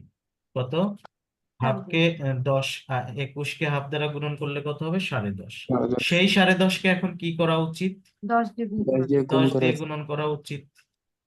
ঠিক আছে, জি এখন দেখেন 21 কে 5 দিয়ে গুণন করলে গুণনফল কত হয় সেটা কিন্তু আমরা এখান থেকে দেখেছি, এখান জি থেকে স্যার জানি কত হয়, 105 105। 105 আমি দেখে দেখে লিখে দিলাম এখান থেকে। হ্যাঁ, এবার একটু এখানে অ্যানালাইসিস করেন, দেখেন এখানে ডেসিমালটা কোথায় ছিল, 0 আর 5-এর মাঝখানে না? জি স্যার এখানে ডেসিমালটা ছিল 0 আর 5-এর মাঝখানে। মাঝখানে।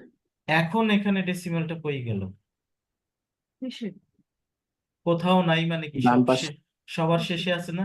জি স্যার অর্থাৎ এখান থেকে আমরা এই মেসেজটা নিতে চাচ্ছি, যে কোনো সংখ্যাকে 10 দিয়ে গুণন করলে ডেসিমালটা সিম্পলি এক ঘর ডানে শিফট ডান হয়। দেখেন এখানে তো ডেসিমাল কোথায় ছিল, 0 আর 5-এর মাঝখানে, মানে জি 5-এর বাম পাশে ছিল। এখন এইটাকে 10 দিয়ে গুণন করার কারণে এখন ডেসিমালটা 5-এর ডান পাশে চলে গেছে। অর্থাৎ এখান থেকে আমরা এই মেসেজটা নিচ্ছি, যে কোনো সংখ্যাকে 10 দ্বারা গুণন করলে সিম্পলি ডেসিমাল এক ঘর কোথায় শিফট হয়, ডান ডানে। যেমন 4-কে 10 দ্বারা গুণন করলে 40 কেন হয়, কারণ এখানে কি 4-এর কোথাও ডেসিমাল নাই, মানে কি সবার শেষে আছে। হ্যাঁ ডান এবার একে যদি 10 দ্বারা গুণন করি, নিয়ম অনুযায়ী ডেসিমাল এক ঘর ডানে যাওয়ার কথা, তো এখানে তো সর্বডানে ডেসিমাল আছে, তাহলে এখন আর কই নিব, এ কারণে ডানে একটা শূন্য দিয়ে তারপরে নিতে হয়। তো যাই হোক, এটা আমাদের দেখার বিষয় না, আমাদের দেখার বিষয় হচ্ছে যে যে কোনো সংখ্যাকে 10 দ্বারা গুণন করলে ডেসিমাল এক ঘর ডানে শিফট হয়। তাহলে 10 দিয়ে ভাগ করলে ডেসিমাল কোথায় শিফট হওয়া উচিত, বলেন? বামে। বামে। যে কোনো সংখ্যাকে 10 দ্বারা গুণন করলে যেহেতু ডেসিমাল এক ঘর ডানে শিফট হয়, তাহলে ডান 10 দিয়ে ভাগ করলে কোথায় হবে, বামে হবে বাম না? হ্যাঁ, জি এই মেসেজটাই আমরা এখান থেকে নিলাম। এবার এইটা নিয়ে কি করব দেখেন, আমরা আসলে এখন 5-এর ভাগ শিখতে চাচ্ছি। ধরেন 16-কে 5 দিয়ে ভাগ করতে বললাম, তো যখন 16-কে 5 দিয়ে ভাগ করতে যাচ্ছি, এখানে একটু আফসোস হচ্ছে। কিসের জন্য আফসোস হচ্ছে, 10-এর জন্য। যে নিচে যদি 10 থাকতো তাহলে কতই না ভালো হতো। কি ভালো হতো, জি জাস্ট ডেসিমাল এক ঘর কি হিসাব করতাম, করতে সুবিধা বামে শিফট করে দিতাম না? এই যে এখান থেকে তো জি সেটাই স্যার শিখলাম, যে যে কোনো সংখ্যাকে 10 দ্বারা ভাগ করলে ডেসিমাল এক ঘর বামে শিফট হয়। তার মানে কি, এখানে নিচে যদি 10 থাকতো তাহলে ডেসিমালটা জাস্ট এক ঘর কোথায় করে শিফট করে দিতে পারতাম, বামে। তো সমস্যা নাই, আফসোস যেটা হচ্ছে সেটা তো করে নিলেই পারি। এই 5-কে 10 বানায় দিতে পারি না, জি স্যার দিলাম। তো এখন একটা ফ্র্যাকশনে হরকে যদি 2 দ্বারা গুণন করি, লবকে 2 দ্বারা গুণন করতে হবে না? জি স্যার লবকে দেখেন প্রথমের দিকে একটু সময় লাগবে, এরপরে খুব দ্রুত আগাতে পারবো। মানে এই 5-এর নিয়মটাতে যতটুকু সময় লাগছে, এর পরেরটাতে দেখবেন আর সময় লাগছে না।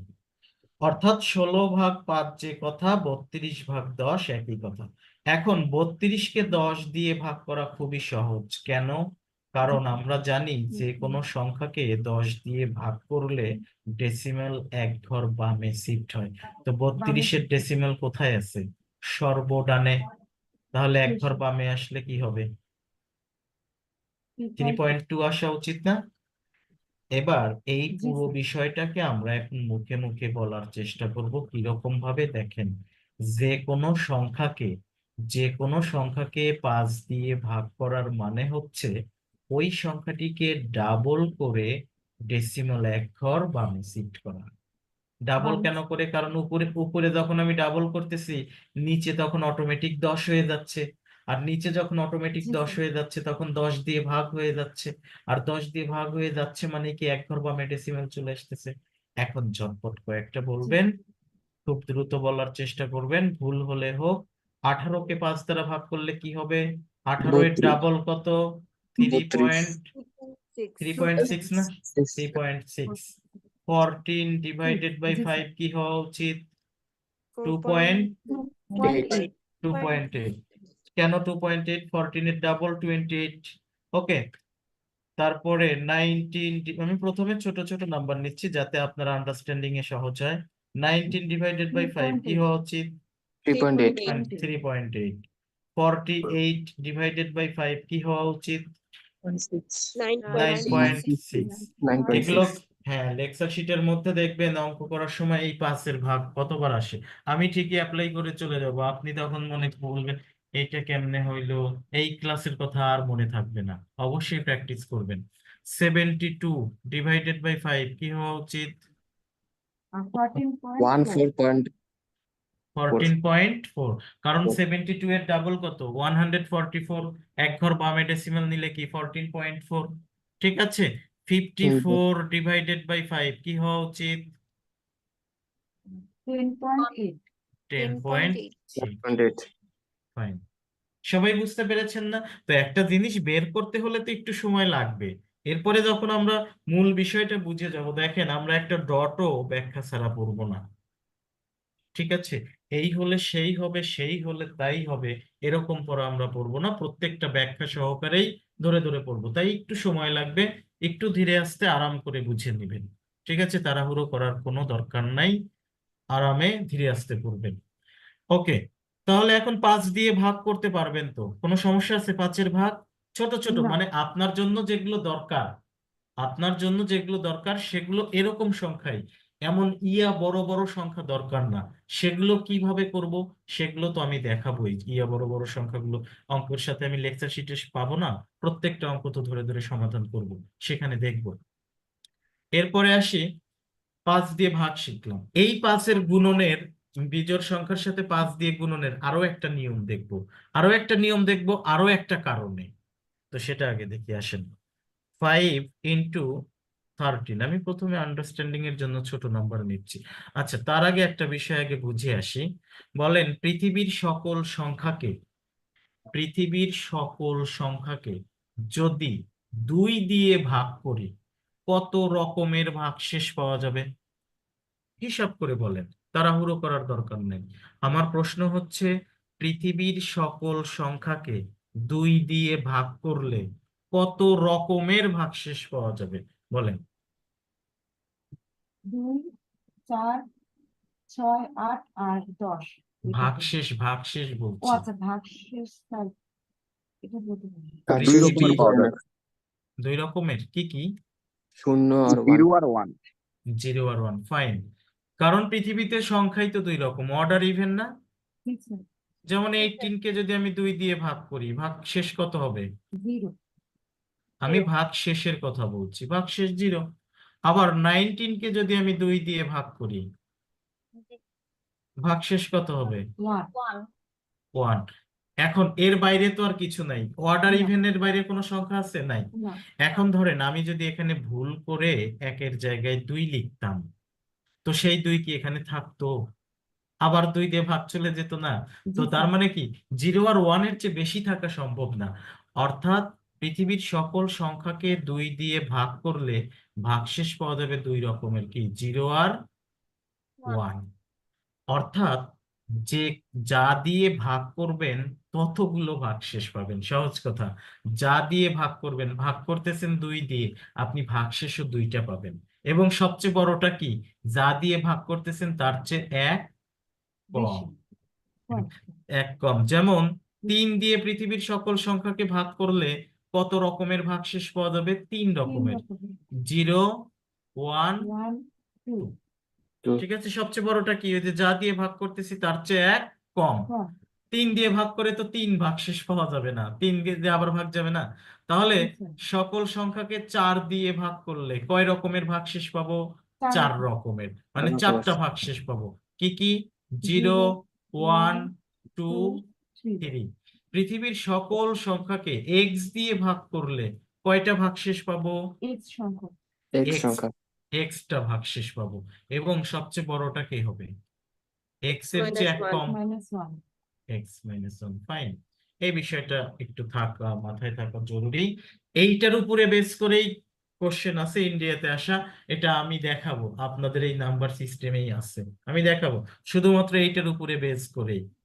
তো সেটা এখানেও কাজে লাগবে। দেখেন, এইটা যদি 13 না হয়ে 12 হইতো, এটা যদি 13 না হয়ে 12 হতো, আপনি কি যেন করে আসছেন এখানে, 10 এই এই যে এখানে, এই যে দিব। এখানে, এখানে না, এই যে এখানে, এই যে কি করছিলেন মনে আছে, ইভেন নাম্বারের সাথে গুণনের অর্ধেক জি নিয়ে স্যার। তারপরে একটা শূন্য বসাইতে হয় না? জি স্যার। তাহলে এখানে আমি বলছি যে এইটা যদি 13 না হয়ে, এইটা যদি 13 না হয়ে কি হতো, 12 হইতো, তখন আমি কি করতাম, 12 এর অর্ধেক লিখতাম না এখানে, জি স্যার। এবং তারপরে কি বসাইতাম, একটা শূন্য বসাইতাম না? জি স্যার। জি এইটা তো বসাইতাম। এখন কথা হচ্ছে, এইটা কি 12? না, এটা কত? 13। 13 মানে কি, 12 এর চেয়ে একটা বেশি আছে, 12 এর চেয়ে এক বেশি। তো 12 এর চেয়ে এক বেশি কি, 5 না? 5 বেশি। 12টা 5-এর চেয়ে একটা 5 বেশি, তার মানে কি এখানে আরো একটা 5 যোগ হওয়ার কথা না? জি স্যার। আমি তো এখানে 5 নিছি 12টা, 12টা। অ্যাকচুয়ালি তো 5 12টা নাই, 5 আছে কয়টা, না, 13টা, 13টা। মানে আরো একটা বেশি। তাহলে এটা কি হওয়া উচিত, 65। একটু প্রথমে 1-2 মিনিট একটু সময় লাগবে, এরপরে তো আপনি বুঝতে পারবেন। তো দেখেন, এই বিষয়টাকেই আমি এইভাবে চিন্তা করতেছি। 5 দিয়ে গুণন করার সময় ভাগ করা লাগে কত দিয়ে, 2 দিয়ে না? জি স্যার। যখন আমি 13-কে 2 দিয়ে ভাগ করতেছি, ভাগফল কত, 6। 6। ভাগ শেষ কত, 1। 1। এই যে ভাগফল যে 6, এটা আমি এখানে লিখবো। এখন ভাগশেষ এখানে যদি 0 হতো, ভাগশেষ যদি এখানে 0 হতো, তখন তো পেছনে কি বসাইতাম, 0। 0 বসাইতাম।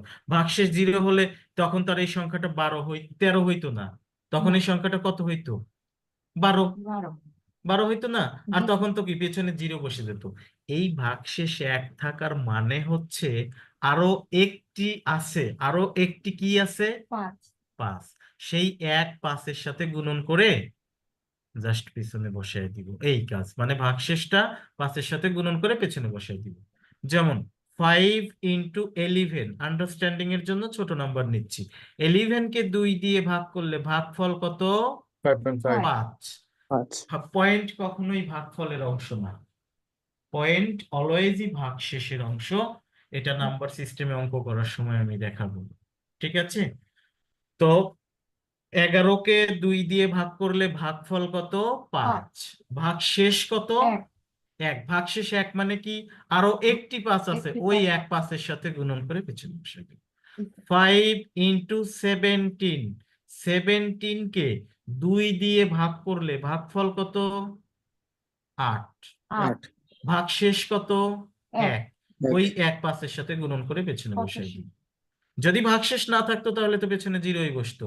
5 × 13, 13-কে 2 দিয়ে ভাগ করলে, আচ্ছা এটা তো প্রথমে দেখছি। 6 5 × 31, এটাকে 31-কে 2 দিয়ে ভাগ করলে ভাগফল কত, 15 15। ভাগশেষ কত, 1। 1। 1 ওই এক 5-এর সাথে গুণন করে পেছনে বসিয়ে দিব। 5 × 63, 63-কে 2 দিয়ে ভাগ করলে ভাগফল কত, 31। 31 না? জি স্যার।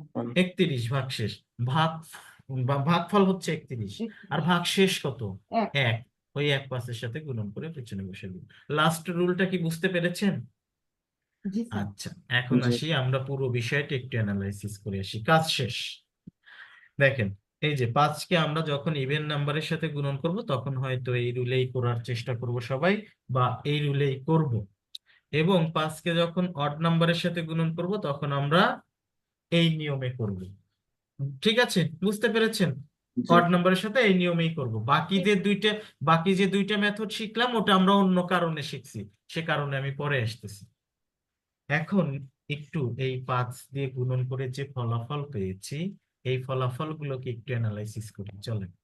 এখানে দেখেন, এই যে এটাকে কি বলা হয়, 20, 60, 90, 160, 240, এগুলোকে কি বলা হয় বলেন? 10-এর গুণিতক। 10-এর গুণিতক।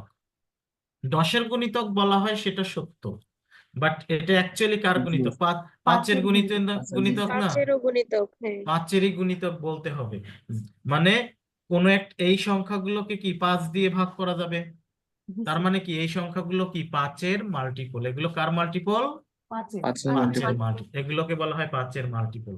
খেয়াল করে দেখেন এই মাল্টিপল গুলো কত দিয়ে শেষ হয়েছে? 0 দিয়ে। 0 দিয়ে শেষ হয়েছে। আর এখানে আমরা অড নাম্বারের সাথে যখন করছিলাম এই মাল্টিপল গুলো কত দিয়ে শেষ হয়েছে? 5 দিয়ে। 5 দ্বারা। দিয়ে শেষ হয়েছে। 5 দিয়ে।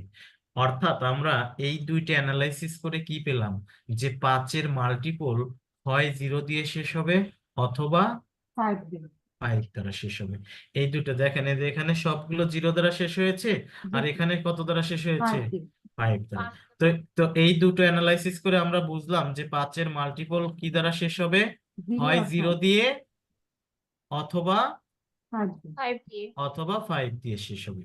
তার মানে এই দুই ভাবে শেষ হবে। এখন প্রথমত প্রশ্ন আমার, যে 5-এর মাল্টিপল এই দুই ভাবে কেন শেষ হচ্ছে? 3 ভাবে হইলে কি সমস্যা ছিল, বা 4 ভাবে হইলে কি সমস্যা ছিল, বা 1 ভাবে হইলে কি সমস্যা ছিল, 2 ভাবে কেন হইল? দেখেন, পৃথিবীর সকল সংখ্যাকে 2 দিয়ে ভাগ করলে রিমাইন্ডার কয়টা পাওয়া যায়? 0 আর 1। দুইটা না? এই 0 আর 1 না জি স্যার। রিমাইন্ডার? যে সকল সংখ্যাকে, ধীরে আস্তে বলতেছি, ধীরে আস্তে শোনেন, যে সকল সংখ্যাকে 2 দিয়ে ভাগ করলে ভাগশেষ 0 হয়, যেমন এই সংখ্যাগুলো দেখতে পাচ্ছেন, জি sir.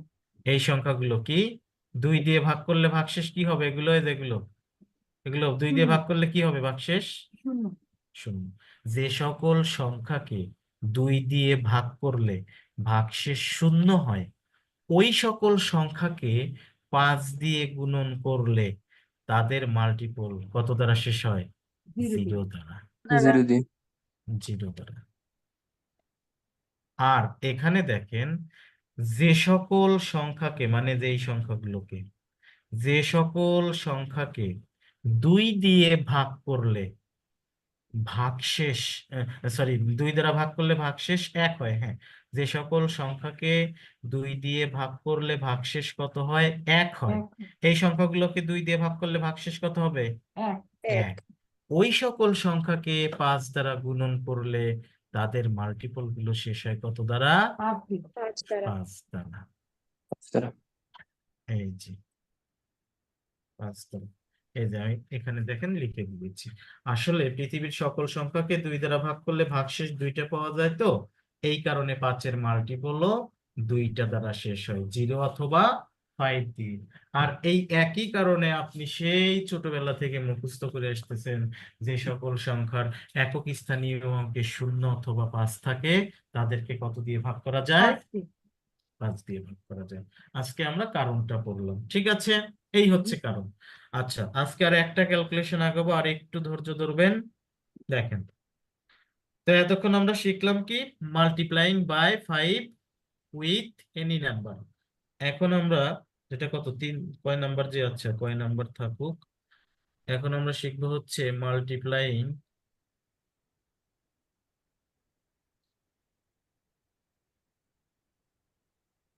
By 25 with any number. যে কোনো সংখ্যাকে 25 দিয়ে কিভাবে গুণন করা যায় সেটা এখন আমরা দেখি, চলেন। 25, আবারও আগের মতো একটু প্যাটার্ন দেখি আগে। 25 ইন্টু 4 কত? 100। 25 ইন্টু 16 কত? 400। 25 ইন্টু 36 কত? 900। 25 ইন্টু 48 1200। 25 into 96 2400। আচ্ছা, এখানে কি প্যাটার্ন আছে সেটা আগে দেখি আসি। যে কোনো সংখ্যাকে 25 দিয়ে গুণন করার মানে হচ্ছে ওই সংখ্যাটির 4/1 নিতে হয়। 4/4 4/1 মানে 4 দিয়ে ভাগ করা। 4কে 4 দিয়ে ভাগ করলে ভাগফল কত হবে? এক। 1 এবং তারপরে 2টা শূন্য বসাইতে হয়। ঠিক আছে, যে কোনো সংখ্যাকে 25 দিয়ে গুণন করার সময় ওই সংখ্যাটির 4/1 নিয়ে তারপরে 2টা শূন্য বসাইতে হয়। যেমন 16কে 4 দিয়ে ভাগ করলে ভাগফল কত? 4 4 এবং তারপরে 2টা শূন্য। 2টা শূন্য। 36কে 4 দিয়ে ভাগ করলে 9 ভাগফল কত? 9 9 এবং তারপরে 2টা শূন্য। 2টা শূন্য। 48কে 4 দিয়ে ভাগ করলে 12 এবং 12 তার ও শেষে 2টা শূন্য। 2টা শূন্য। 2টা শূন্য। 96কে 4 দিয়ে ভাগ করলে কত হবে? 24 24 24 এবং তারপরে কয়টা শূন্য? 2টা 2টা শূন্য। শূন্য। দেখেন 4 দিয়ে সহজে কিভাবে ভাগ করবেন? 2বার করে অর্ধেক করবেন। যদি 4 দিয়ে ভাগ করতে কষ্ট হয়, 96কে অর্ধেক করলে কত? 48 আর 48 কে অর্ধেক করলে কত? 24। আচ্ছা, এখন প্যাটার্ন তো দেখলাম, কারণটা দেখি যে আসলে এরকম হওয়ার কারণ কি। 25 ইকুয়াল 100/4 লেখা যায় না? জি স্যার। জি যায়। 100 জি। ডিভাইডেড বাই 4 মানে কি? 25 1/4 ইন্টু 100। 8 আচ্ছা, 1/4 ইন্টু 100 মানে কি? যে কোনো সংখ্যাকে 25 দিয়ে গুণন করা যে কথা, ওই সংখ্যাটিকে 1/4 এবং 100 দিয়ে গুণন করা একই কথা। যেমন 25 ইন্টু 72। প্রথমে এই 72কে 1/4 দিয়ে গুণন করা উচিত। 1/4 দিয়ে গুণন করা মানে কি? 4 দিয়ে ভাগ করা। একে 4 দিয়ে ভাগ করলে কত হবে? 72-এর অর্ধেক 36, 36-এর অর্ধেক 18, তাই না? তো একে 72কে 4 দিয়ে ভাগ করলে কত? 18। এরপরে সেই 18কে কি দিয়ে গুণন করা উচিত? 100 দিন। 100 দিয়ে গুণন করা উচিত। তো 100 দিয়ে গুণন করলে কি হবে? পেছনে 2টা 2টা শূন্য শূন্য। চলে আসবে। আচ্ছা, এই গেল হচ্ছে এগুলোকে হচ্ছে কি 4 দিয়ে ভাগ করা যায়। যদি 4 দিয়ে ভাগ করা না যায় তখন কি হবে? যেমন 25 ইন্টু 37। 37কে 4 দিয়ে ভাগ করলে ভাগফল কত বলেন? 1 9 সরি ভাগফল 9 সরি ভাগফল ভাগফল 9 9। আচ্ছা ঠিক আছে, ভাগফল কত? আচ্ছা। 9। আর ভাগশেষ কত? 1 ভাগশেষ 1 মানে আরো একটি 25 আছে, ওই 1/25-এর সাথে গুণন হয়ে পিছনে বসে যাবে। জি স্যার। এইগুলো পারার জন্যই তো আমরা লাস্টে 5-এর এই নিয়মটা দেখে আসছি একটু আগে। 25 ইন্টু 61। 61কে 4 দিয়ে ভাগ করলে ভাগফল কত? 15 15। ভাগফল 15। ভাগশেষ কত? 1 1 1। সেই 1 25-এর সাথে গুণন করে কোথায় বসবে? পিছনে। পেছনে। আরো একটা 25 ইন্টু 85। 85কে 4 দিয়ে ভাগ করলে ভাগফল কত? 21 4 21-এ 84 না? 4 84 ভাগশেষ 1 মানে আরো একটি 25 আছে, ওই 1 25-এর সাথে গুণন করে পেছনে বসাই দিব। 25 ইন্টু 46। 46কে 4 দ্বারা ভাগ করলে ভাগফল কত? 11 11। 11 ভাগশেষ কত?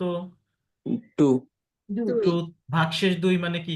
2টি 25 অতিরিক্ত আছে, ওই 2 25-এর সাথে গুণন করে 50 পেছনে বসাই দিব। 50 25 ইন্টু 62। 62কে 4 দ্বারা ভাগ করলে ভাগফল কত হবে? 15 15। 15 ভাগশেষ 2 2 মানে 2টি 25 50 আছে, ওই 2 25-এর সাথে গুণন করে কোথায়? পেছনে বসিয়ে শেষ। দিব। 25 ইন্টু 98। 98কে 4 দ্বারা ভাগ করলে ভাগফল কত হবে? 24। 4 24-এ 96। ভাগশেষ 2 মানে 2টি 25 অতিরিক্ত আছে, সেই 2 25-এর সাথে গুণন করে পেছনে বসিয়ে দিব। 50 25 ইন্টু 47। 47কে 4 দিয়ে ভাগ করলে ভাগফল কত? 11 11। ভাগশেষ কত? 3 ভাগশেষ 3 মানে কি? 3টি 25 এখন অতিরিক্ত, ওই 3 25-এর সাথে 75 গুণন করে পেছনে। কোথায়? 75 পেছনে বসে দিব। এখন ভাগশেষ কি 3-এর চেয়ে বেশি পাবো? পৃথিবীর সকল সংখ্যাকে 4 দিয়ে ভাগ করলে কি 3-এর চেয়ে বেশি ভাগশেষ পাওয়া সম্ভব? না না। তো না। আমার তো তো আর কষ্টও নাই তাহলে। 25 ইন্টু 63, 63 কে 4 দিয়ে ভাগ করলে ভাগফল কত? 15। 15 ভাগশেষ কত? 3। 3 সেই 3 25-এর সাথে গুণন করে পেছনে বসায় দিব। 25 ইন্টু 75, 75 কে 4 দ্বারা ভাগ করলে ভাগফল কত? 18 18। ভাগশেষ কত? 3। 3 সেই 3 25-এর সাথে গুণন করে পেছনে বসিয়ে দিব। 75 বুঝতে পেরেছেন বিষয়টা? জি স্যার জি এখন পৃথিবীর সকল সংখ্যাকে 25 দিয়ে এভাবে গুণন করব। এবার এখানে একটু অ্যানালাইসিস করি। দেখেন 5 সেটটা একটু কষ্ট করে সময় নিয়ে শিখেছি, এখন কিন্তু আর সময় লাগবে না, আরো সময় লাগবে না, যত সামনে যাব সময় কম লাগবে। এখন এখানে একটু অ্যানালাইসিস করেন যে 5-এর মাল্টিপল 25-এর মাল্টিপল কয় ভাবে শেষ হচ্ছে। দেখেন 00 দিয়ে শেষ হচ্ছে, জি স্যার আর কি দিয়ে শেষ হচ্ছে? 25 25 25 দিয়ে, 25 দিয়ে 50 দিয়ে 50 দিয়ে, 75 দিয়ে 75 দিয়ে। 75 এখন কথা হচ্ছে 25-এর মাল্টিপল 4 ভাবে কেন শেষ হলো? কারণ পৃথিবীর 1 সকল সংখ্যাকে 4 দিয়ে ভাগ করলে ভাগশেষ 4টা পাওয়া যায়। জি স্যার 0, 1, 2 2, 3 3। যে সকল সংখ্যাকে 4 দিয়ে ভাগ করলে ভাগশেষ 0 হয়, ওই সকল সংখ্যাকে 25 দ্বারা গুণন করলে 25-এর মাল্টিপল কত দ্বারা শেষ হয়? 00 দিয়ে। যে সকল সংখ্যাকে 4 দিয়ে ভাগ করলে ভাগশেষ 1 হয়, ওই সকল সংখ্যাকে 25 দ্বারা গুণন করলে 25-এর মাল্টিপল কত দ্বারা শেষ হয়? 25 25 দ্বারা 25 দিয়ে। যে সকল সংখ্যাকে 4 দিয়ে ভাগ করলে ভাগশেষ 2 হয়, ওই সকল সংখ্যাকে 25 দ্বারা গুণন করলে ভাগশেষ কত দ্বারা 50 মাল্টিপল কত দ্বারা শেষ হয়? 50। যে সকল সংখ্যাকে 4 দিয়ে ভাগ করলে ভাগশেষ 3 হয়, ওই সকল সংখ্যাকে 25 দ্বারা গুণন 75 করলে তাদের মাল্টিপল শেষ হয় 75 দ্বারা 75। এই 4 ভাবে, অর্থাৎ পৃথিবীতে যত 25-এর মাল্টিপল আছে সব এই 4 ভাবেই শেষ হবে। তাই 25-এর মাল্টিপলের 5-এর মাল্টিপল চেনার নিয়ম যেরকম ছিল, একটা সংখ্যার শেষের ডিজিট যদি 0 অথবা 5 থাকে তবে সংখ্যাটিকে 5 দিয়ে ভাগ করা যায়। তাহলে 25-এরটার নিয়ম কি হওয়া উচিত?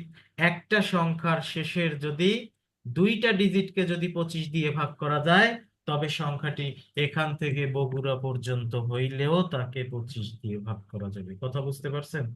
জি স্যার কারণ কি জি শেষের 2টা ডিজিট কার মাল্টিপল? 5 এর 25-এর মাল্টিপল। 25 ঠিক আছে, আমি একটা জাস্ট বলে দিচ্ছি, আর 2 মিনিট সময় দেন। এটা আপনারা নিজেরা জাস্ট করে আসবেন, মানে বাড়ির কাজ দিয়ে দিচ্ছি আর কি। মাল্টিপ্লাইং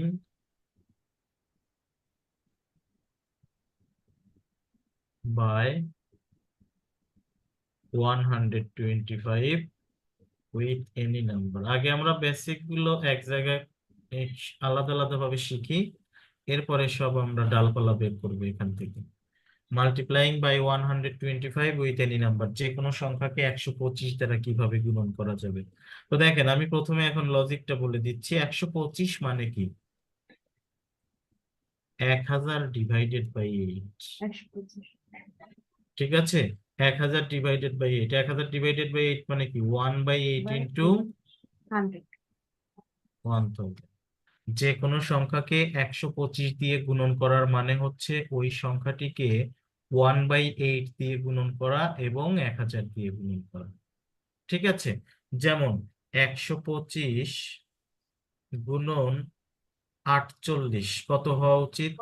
এই 48-কে 8 দিয়ে ভাগ করব। 8 দিয়ে ভাগ করলে কত হবে? 6 6। 6 এবং সেই 6-কে কি দ্বারা গুণন করা উচিত? 1000 1000। দ্বারা 1000 দ্বারা গুণন করলে পেছনে কয়টা শূন্য আসবে? 3টা। ওই যে শুরুর দিকে দেখেন আমি লিখেছিলাম,